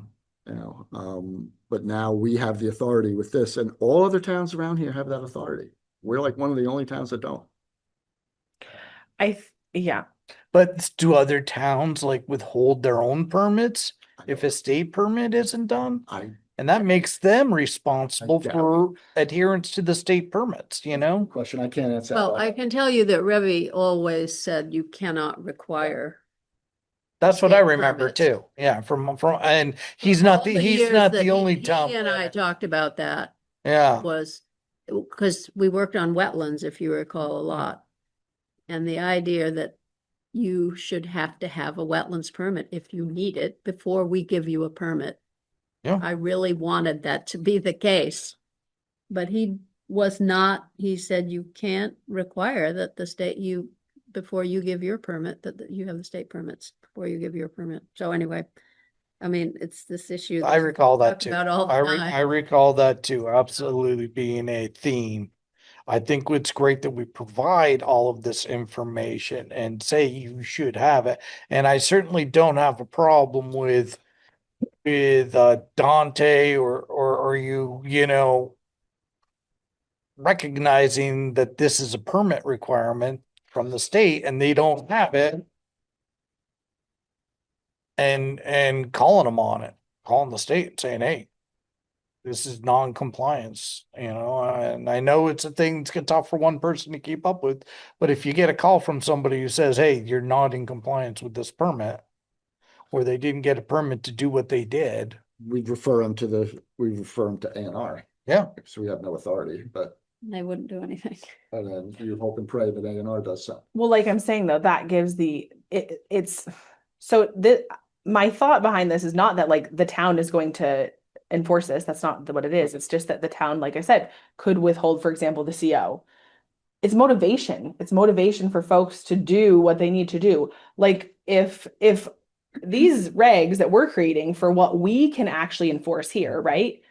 if they go before the select board or before these public hearings and people are like, I don't like that. I want you to dial it back, right? Because they're nervous. I don't think that's an unreasonable thing that may happen, right? People are going to be, this is big. This is a whole set of regs that has never existed before. People are going to be hesitant, that kind of stuff. Yeah, I mean, that may And have to be a bridge that we cross when we come to it. If we put in our regulations, essentially all the information that is required from the state permits, I mean, we're putting a lot of requirements in our, for instance, our construction phase. Do we know that we're leaving out a lot of things that are in the state permit? I guess I'd like to know what's in the state permit. Maybe we're capturing most of the things in our actual rules. Well, certainly most of the things that we are capable of enforcing and administering.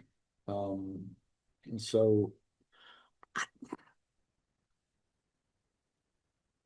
I mean, what is, so they need, let's take the case of the 1 acre of So, disturbed here- soil. I found it. What are the rules? So this is state statute 24 VSA 4449 says, beginning October 1st, 2010, any application for an approval or permit and any approval or permit issued under this section shall include a statement in content and form approved by the Secretary of Natural Resources that state permits may be required and that the permittee should contact state agencies to determine what permits must be obtained before any construction may commence. Yeah.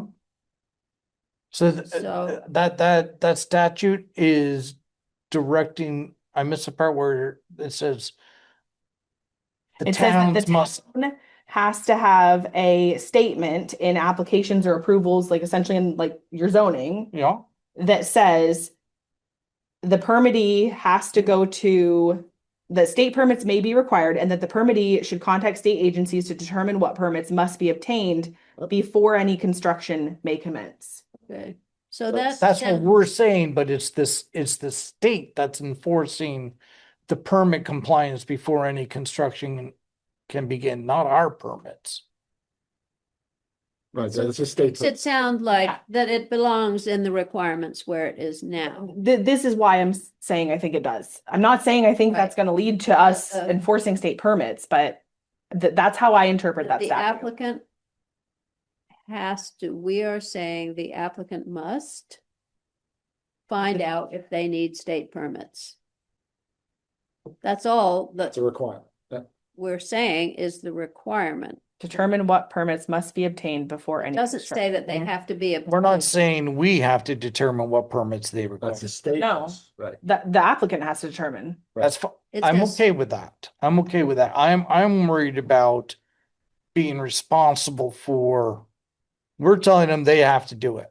Right, But, And that's it. and that's it. Right. That, I'm okay with that. We don't have to then make sure that it's done and that it's all that. We're telling them they have to do that per the state requirements. can you I'm all read over it again? If we stop there, I'm good. Absolutely.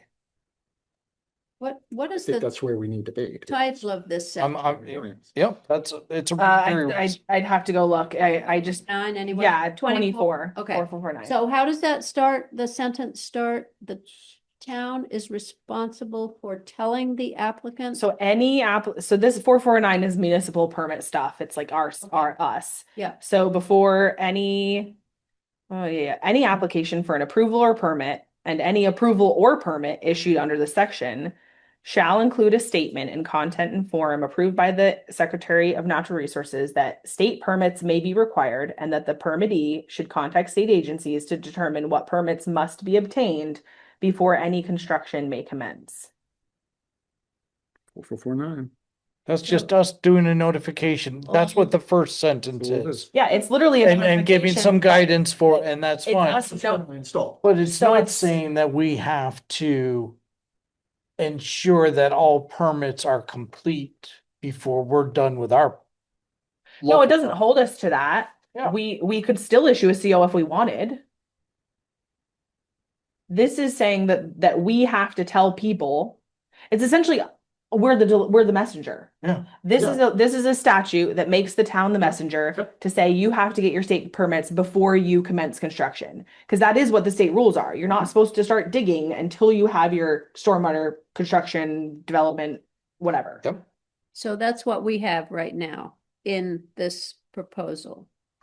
We're just not going the next That step they by need to withholding our CO. Seek state permitting if required, and that all state permits, if needed, shall be obtained before the project, the commencement of land disturbance. And I think in this case, it's good to keep it in the requirement It's a that you do requirement, that. Now, according to the way you laid that out, that makes sense.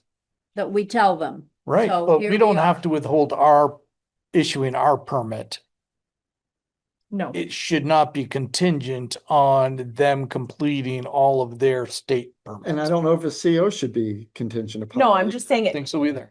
we can if we want to. It Yeah. doesn't mean that we Right. will or have to. So I wonder if holding a CO is not a form of enforcement, though. I'm just spitballing. Yeah, I don't here, know. That's all. This, And then we're into a whole thing of, fighting our own town permit with the landowner yeah. Well, I think based on their resolution of the state permit. Mhm. I think this also helps as a like I think- almost a cover your assets type thing.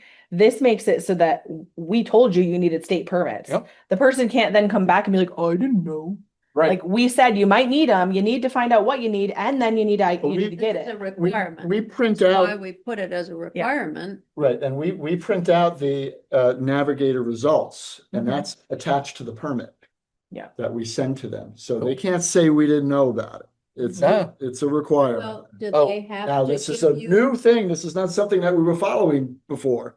This is something that we've just enacted in the last 18 months or so, before Tyler left. We weren't, because it was buried in here, and then we dug it out, and now Tyler started requiring that towards the end of his tenure, and then Dante is just. And I love the idea of that, but then does that make us liable if they get our permit and for whatever reason we missed a condition of a state permit Could that be. they're requiring? Could They But it could is be on the like, permit. hey, It does state. there not is my provisions on the fault. permit. I'm not paying any fines for not getting the state permit Yeah. because the town said I didn't need a state Well, permit. if they sign the permit, it's on the actual permit that you're required to do that.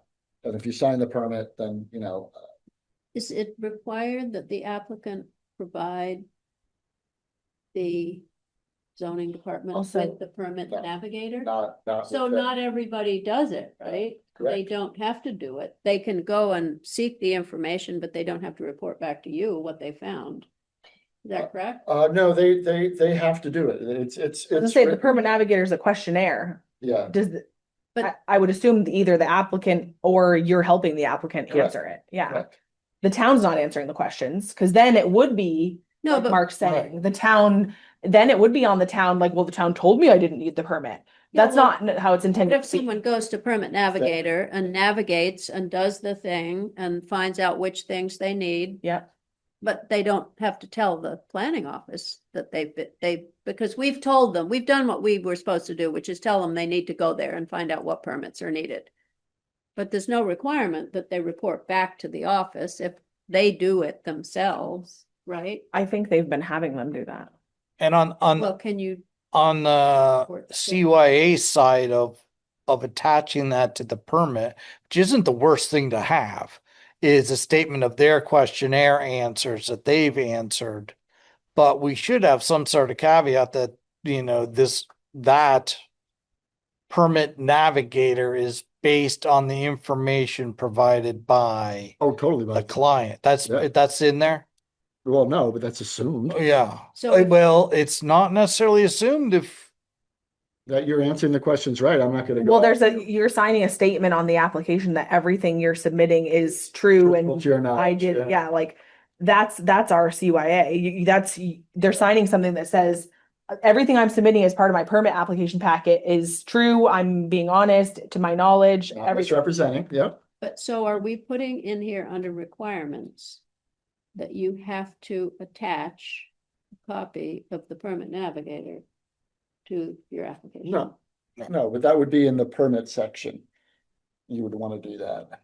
So you would want to require that people. I don't know if you'd want to require it. I think it would be a guidance in some instances, maybe for a major. But for a minor, I'm not gonna go on the navigator to put a deck on my back of my house. You are required to do that. Oh, really? Yeah. You're required by the state? No, we're required by our office to do that because of what it states here, the way the language is read. Is that you have to go and you have to, where is it? Oh, it kicked. The applicant should, that is some pretty weak language. I just saw the word should. Well, I think on the application, doesn't that current But it is, I think it is a should. If you want to make it a must for a major site plan, I'm on board with that because you're dealing with some bigger issues. But I don't see any reason why I should have to go to the site navigator to get a permit to, I don't know, something simple Put your that deck, has, wetland, well, it's not going to be on a wetland. yeah. And it's going to be on my site plan that it's nowhere near wetland. Mhm. And the guy comes out, whoever it is, comes out and takes a look at it. It's not going to be near wetland. Yeah, And therefore, why am I going through some A&R website as an exercise in futility? what are the other state something permits that might be non-applicable. required besides what? rivers and streams, wetlands, stormwater construction, stormwater operational. It also lets you know if you're gonna need Historic resources? wastewater and water permits. Like it's comprehensive. It like lets you know, because if you're just doing, Well, so far there isn't anything that you've mentioned that isn't captured in our regulations. Right. I mean, because we have wetlands regulations. well, it's I don't think it's We have wastewater, that one is required prior to The issuance. the issuance of the CO. That one is required. So for some reason, Actually, it actually states prior to the issuance of a zoning permit. prior to the issue of a permit, you need We that. don't really follow that. We just do the. I think that's a state thing. Construction general permit. I would, mean, yeah. I think the legislature You have to requires have it. a Permit, yeah, but that's what's staying, when it's.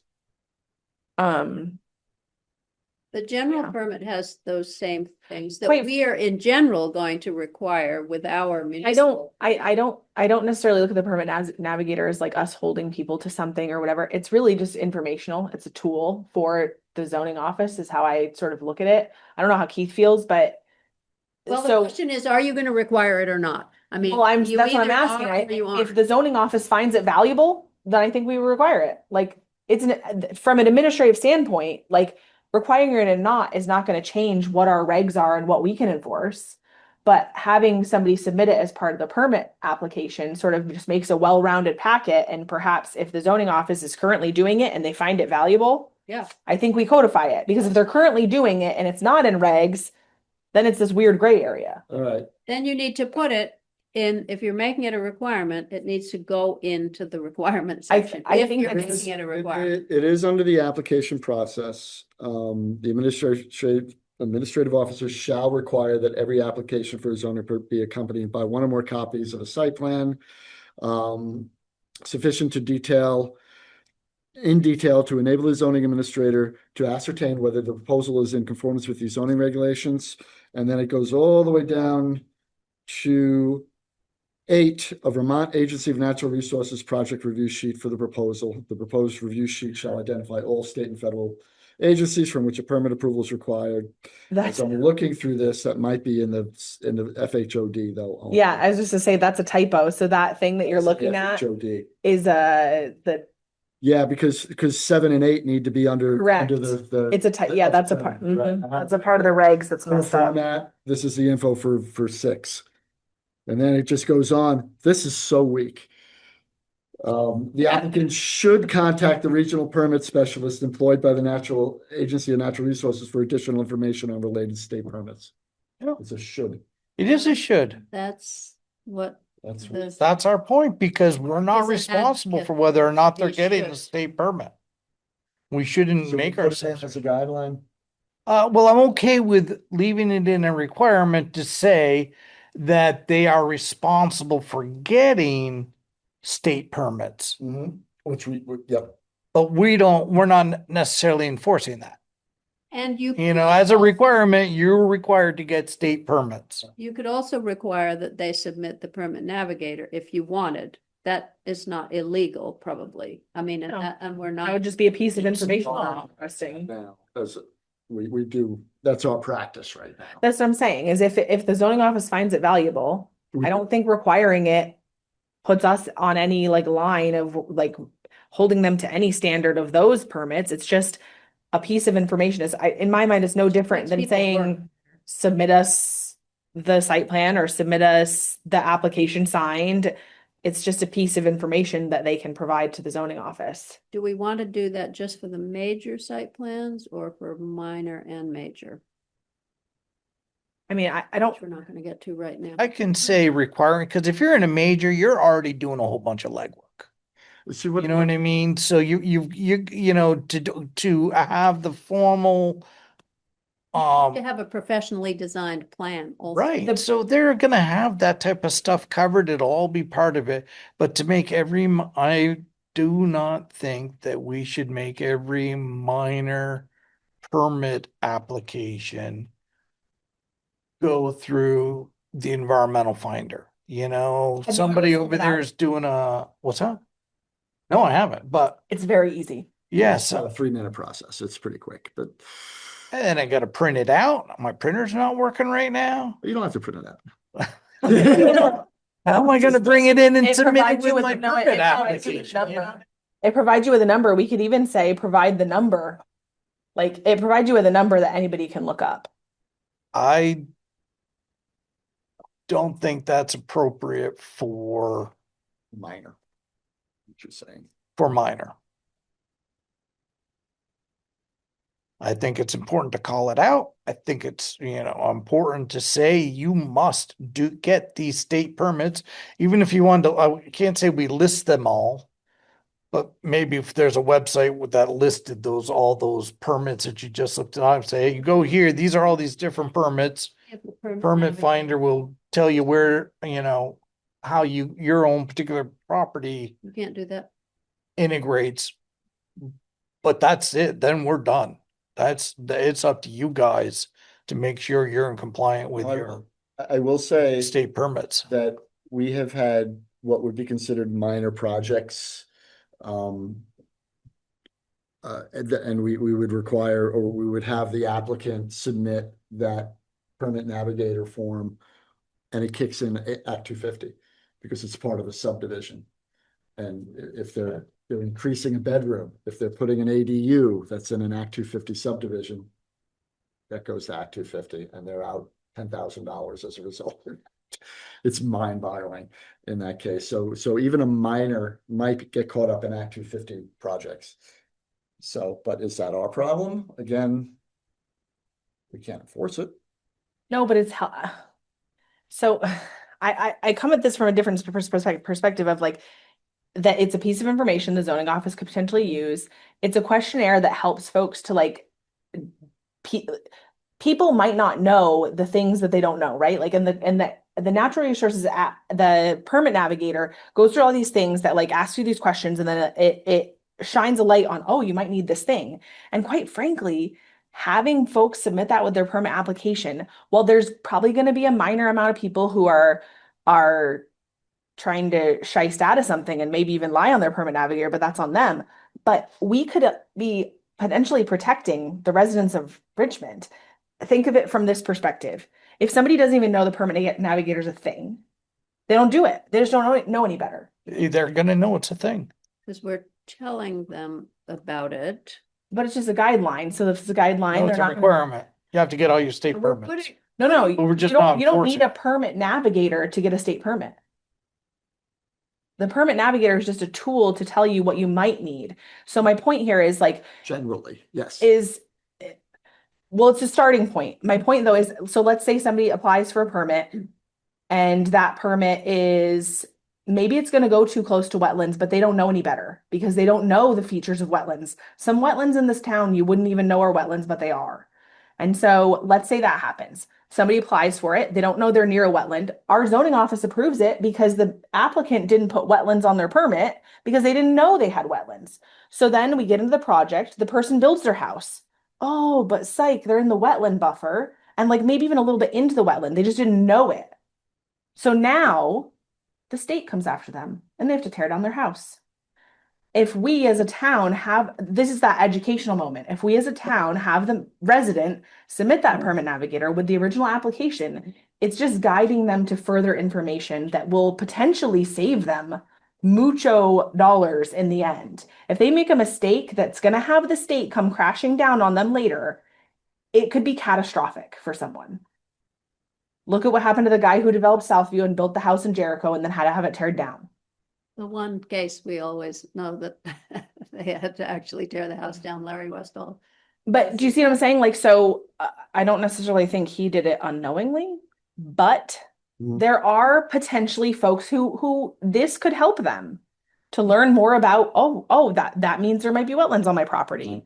You know, I guess that's where I'm coming. I'm not like, am I gonna vote no if we don't have it in here? No, like no, but that's just like having seen what some of the stuff looks like and the end user experience at the state level, kind of just knowing all ahead of time, knowing all of your ducks and, you know, all the players in advance, I think really can help people to like not end up in a pickle down the road. So maybe, and I think I'd be amenable to this, and I know Dante would be, but I am speaking for Dante.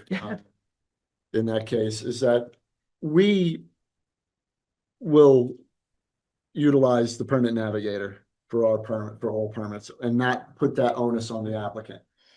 You know, because we do that. We do that now. It's what we do. You mean Especially you for fill wetlands. out the permit navigator? Yeah, we do it. Yeah, and many times, usually with the applicant right there. We walk them through the process. You know, and we don't have a problem with that. We like to make sure, to Chelsea's point, is that they're capturing everything and something will come back to bite them in the future. But to put the onus on the applicant or put the onus on my office and not the applicant, if that is something that would smooth that out, we wouldn't have a problem with that. But something we do right now, regardless. But your position, and again, not speaking for you, Mark, at all, is that why require this of an applicant if it's a minor? You know, I can see that. We can do that because even a minor might be within the 50-foot setback of a wetland. I don't know.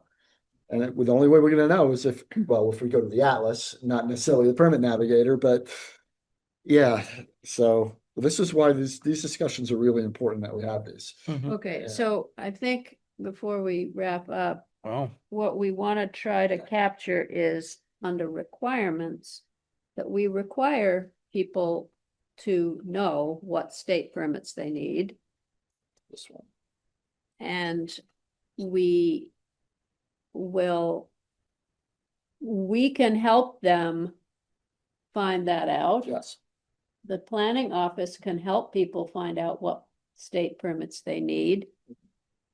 And that's all we have under requirements.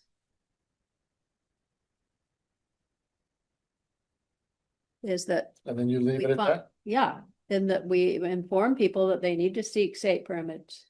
And the planning office is available to help people to utilize the permit navigator to find out if they need any permits.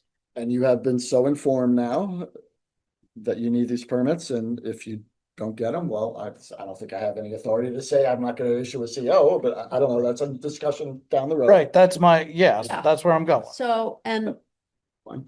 But if you want to run the permit navigator for, you know, I don't know, my shed, because now pretty much everything falls under it. I mean, yes, I don't have to deal with stormwater, but Right. am I right in saying that this basically this applies to any development? over 600 square feet of disturbed, 600 feet of impervious creation, or slopes of 15 or more. So if we're building a So if your 30-foot deck, or shed whatever. is under, if that's under it, then you so don't. this wouldn't apply to like a normal permit. this would only apply if the disturbance was greater than 600, but less than a major. Mm-hmm.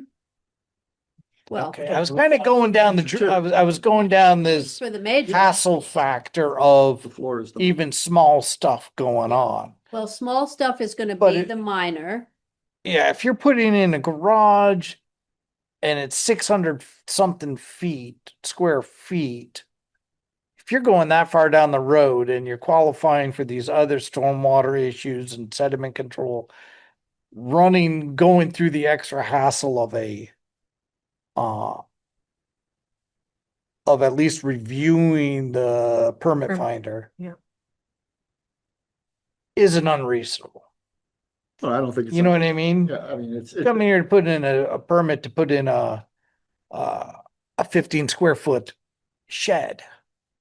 Isn't gonna qualify for any of this I stuff. would hope that. And therefore whoever does that people just don't have to knows do it, To be honest with you. Well, they probably maybe should, and you can point that out to them if they come in and ask, but they're just looking for a simple permit for a simple thing. It's 599 square feet. You know, it's below that Make it a 600 little foot square. smaller. threshold. We're still gonna look at the A&R atlas. You might, yeah, and that's We fine, but definitely do to make sure there's no wetlands, you're not at Oh. 20% slopes, and so on. In this case, 15, because we're dropping it down, we're proposing to drop it down from 20 to 15% Yeah. slopes. And you will see when we go over the site plan review that you still need to have a site plan, even if it's under. Yeah, you site gotta- plan. yeah, But you you don't sketch need something all out. the stormwater and Right. erosion oh, requirements, which are blocked oh, off. oh. Yeah, that's not as scary as, I was just worried about everybody, John Doe comes in to put up a fence or a small shed or something, has to get a permit just cause. It's gotta show that it's a setback Yeah. He's gotta put up satisfaction. He's gotta find out where the But property I mean, boundaries are. to make him go through the permits order there. And, I would, I'm not as terrified I would. as long hope- as we don't enforce it, because we can't, because it's a state thing. So we shouldn't, but we should definitely call them out and put them on the hook in awareness of all of these things that you may actually qualify for. We would be enforcing our permits, so. And our permits are a little bit more stringent than what the state is requiring. Right. So I think we capture everything regardless. That's kind of my point there. I'm okay with that. I was, I was worried about the little nickel and dime stuff and putting everybody through this hassle factor, but if you're qualifying for this 600 square foot build, it's kind of a big deal. I mean, it is going to be more of. It an is, hassle for I people, 'cause now they have to apologize. think I'm about sorry to doing- waste you guys' times on a degree to that, but yeah, I guess having that attached to the permit application isn't an unreasonable thing if it qualifies for that 600 square foot and all the other And things. if town staff is doing that for you, Yep. Yeah. we're assisting. Signing up for more work, eh? We're already doing it. Right. As long as, It's very we easy. state that the information All the things. generated from that form is provided by the client, and then they're ultimately liable for Can we see the that? final determination. So the form, Go Uh, And in you one saying hour that or the something. permit Yeah, I mean, it's somewhere says, get it. but we can't go doing it on our own. We gotta do it with their Well, answers. saying they're doing it. I mean, for the client with their information, presumably that they've already submitted. Right, yeah, They're yeah, doing the yeah. work of, So, okay, so we do it based on the information they've they've already provided, submitted in their site plan. but it wouldn't be a bad idea to have that permit eventually read that the state permit determinator there. I don't know why I've got this mental block against remember the damn name. Navigator. Navigator, the permit navigator, is based on the information submitted by the applicant. Yeah, well, they wouldn't make And things therefore- up. presumably. Well, no, I know, but interpretation of whatever, I just don't want to be liable. I don't want to be responsible for having them not qualify for a state permit. Mhm. And then have them blame the town because the town said, Like, so if you go to the, So Keith, this is the permit navigator here. if you go to the permit navigator, you can also look at completed ones. So Virginia could see like what one looks like. Yes. You can't actually, Go, yeah. because you can't actually see like a blank form. It's all an online, Yeah, it's like it's all- online submittal. So it's not that you can't get, here's the blank PDF So, or the but blank you Word could look document. online at the blank So, form. I can look here, at it. contingent on different, Let me, I'll see if I can show you. See if I'm close it's enough. contingent on the different answers you provide, then it takes you to the next step. Building a It's, garage versus putting on a deck. Right. But I don't want somebody to put on a deck, to put in a little 15 square See if foot it deck on the works. back, or, So I need to get you, it's not gonna qualify under this shared. and I'm sorry. should be fine. Do you want me to am I screwing you up here, Chelsea? Oh, I thought I was sharing my screen, but I guess, hey, what's going on, man? I'm sorry.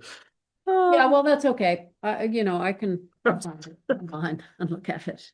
But we'll work on, it's time for us to go now anyway. So we got through the pre-construction, just about. We haven't looked at all the guidelines. Yeah, it's just gonna kick this out another 2 weeks because we're gonna have to continue our discussions here.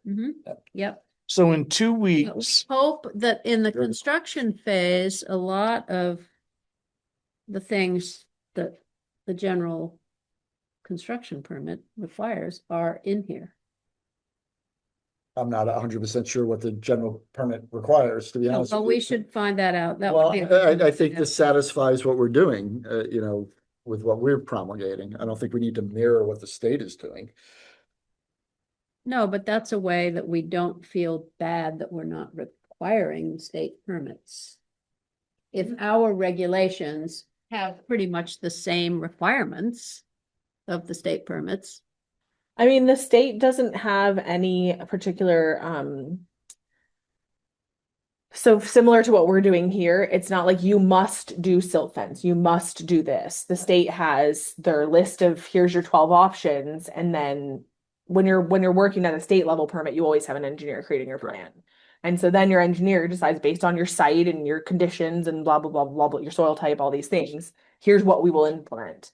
But there's no like, you must prove you're catching this much water in a 5-gallon bucket. There's nothing like that. Yeah, well, It's- what you just described that the state has is more like what we have. Yes, It's that's what the I'm saying. same thing. This is pretty similar. So, if we're enforcing our own municipal permit, then we won't worry so much about requiring that they have the state permit. We tell them that they need to have the state permit before they commence The the state, construction. But on the other hand, we're capturing a lot of those same things in our actual requirements. Can I implore folks to keep it simple? yeah, You gotta keep it simple. I would say the state lessens, because you just said like, then we will enforce our permit. The state lessens enforcement burden on themselves in 2 ways. One, begging the public to do it for them. Please tell us if things are wrong. There's a whole Yeah. thing for reporting it. But 2, something that we could or could not choose, is up to us or maybe a thought to chew on for next time, is the state has reporting. Like if you have a permit at the state level, like a state stormwater construction permit, for example, which that's the one where it's meant to be like, don't discharge muddy water into streams because it's going to kill fish. If you hold a permit and you have muddy water that does leave your site, like essentially if you violate your permit, Right? you are required to tell the state, oopsie, it didn't work, and then show the state what you did to fix it. Which remediation is, yes. And so ultimately that would lessen the burden. It's If again, they a don't thought do to it, chew on. right? I mean, no. So But- we have our own just standards saying, that like- say you can't discharge muddy water into the stream. No, I know, but I'm saying rather than like expecting Dante or Keith to drive around town to all the active permit sites and Mhm. look to see is there muddy water while it's Right. raining, that sort of pushes the, like, you have to tell us if there was muddy water. Was there? I don't know. the applicant has to tell you if there's muddy water? I mean, It's their home. I don't know. I'm just, Yeah. again, I'm telling you how the state handles it. It gives you Right. Right. Something to chew on. well, I mean, I think basically the approach that we're going after is we're going after let's have the basic things that we need to prevent that muddy water going in. You know, you have to show us how you're going to prevent the muddy water from going in. The enforcement is nil, pretty much. It's That's what the we way do it with is. Regular permit. That's what we yeah. do, but at least people are aware of it up front, that you're supposed to adhere to this, and that's in our regulations. So we, you know. Yeah, it's gonna capture a lot of voluntary compliance. People who, if there's a rule, they're just gonna follow it. It's gonna be, those are the people, if we present it up front, this is what you have to do, there's not to be any muddy water that's leaving your construction site. Then some people will do it and, you know, Hey, Allison, I think she's gone. yeah. did we lose her? Yeah. She has a cold, she didn't really wanna. Okay. come in. 'Cause the next two meetings, I'm actually going to be working in Washington State, which means that my workday is going to end at 8 p.m. Eastern time. Mhm. And then being able to log on, maybe I can do it at the lab, but I can't make any guarantees. I could Right. have a short day. I might be able to attend and just cut out a little early, or I might be buried up to my eyeballs, which I think is what is far more likely going to be the case. That's why you're going to Washington. That's why I'm going to Washington in the first place and it's going to take a lot of time. So, So you're gonna make a quick trip up to Alaska while you're there, or? no, not this time. No, I wish. I don't even know if we'll Your get stories British were really Columbia. cool. So, Oh, but I Okay. definitely am going to travel around Washington, Oregon, and Idaho, a maybe little jealous. way back. So we will either have a meeting or not. Yeah, I'm sorry. Fine. It's fine, Maybe I it's no can problem. email you during the day to tell you how it's looking. Yeah, that'd be great. Just, if you just read the stuff, then at least you'll be Oh, ready definitely. for the next time that we talk about it. I mean, you're an I've been important totally voice in the unprepared because conversation. I've just been Yeah. trying to get ready. I didn't know I'd be leaving this soon, and Yeah. I'm freaking totally overwhelmed trying to get my regular stuff done. Plus my yard, plus the garden, plus Right, all those things. Anyway, would you like to make a motion to I'll adjourn? make a motion to adjourn. I will second that. Right. All in favor? Aye. And if there is no one who objects, we will consider this meeting adjourned. Since you both made the motion, then there's probably no one that objects. I do not Look object. at that.